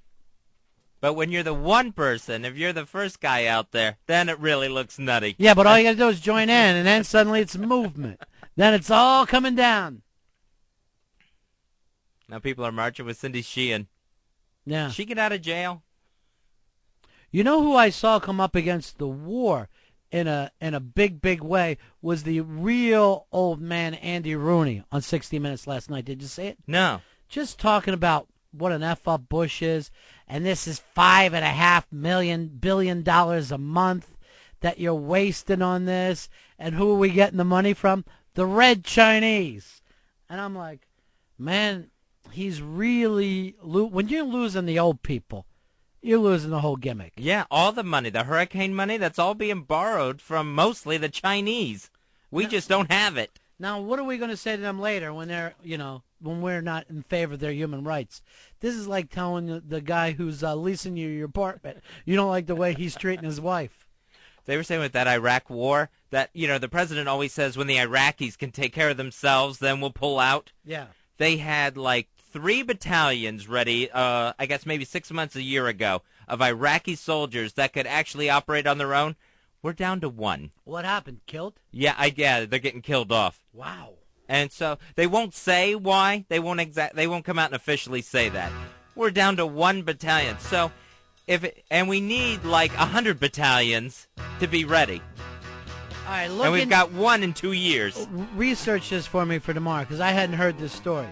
This one actually scares me. Yeah, we just cannot keep Iraqi soldiers or police officers. Wow. And I saw the Factor today. He was saying a year and a half. Should all be taken care of. Not at this rate. Explain to me, Factor. What's going on over there? Factor. When are the ball games tomorrow, Earl? Baseball tomorrow? Triple header tomorrow. First game's at 1 with the Cardinals. Red Sox are at 4, and the Yankees are on prime time at 8 o'clock. And you can check all those out on XM. I'm loving it. October's always fun. Although, can you believe how warm today? Yes, it's very warm out. Feels like we're still in August. Too warm. I'm sweating through my jeans. My problem is this. Are we going to go from too warm into too cold and miss the whole damn thing? I'd like just some nice, cool weather. There'll either be green leaves or no leaves. You want to go out and hassle some old ladies about wearing fur today, Fez? It's really fun. You get to go crazy. Let me get a bucket of fake blood, and I'll be right there with you. Good. All right, everybody. We'll see you back here tomorrow. Take care.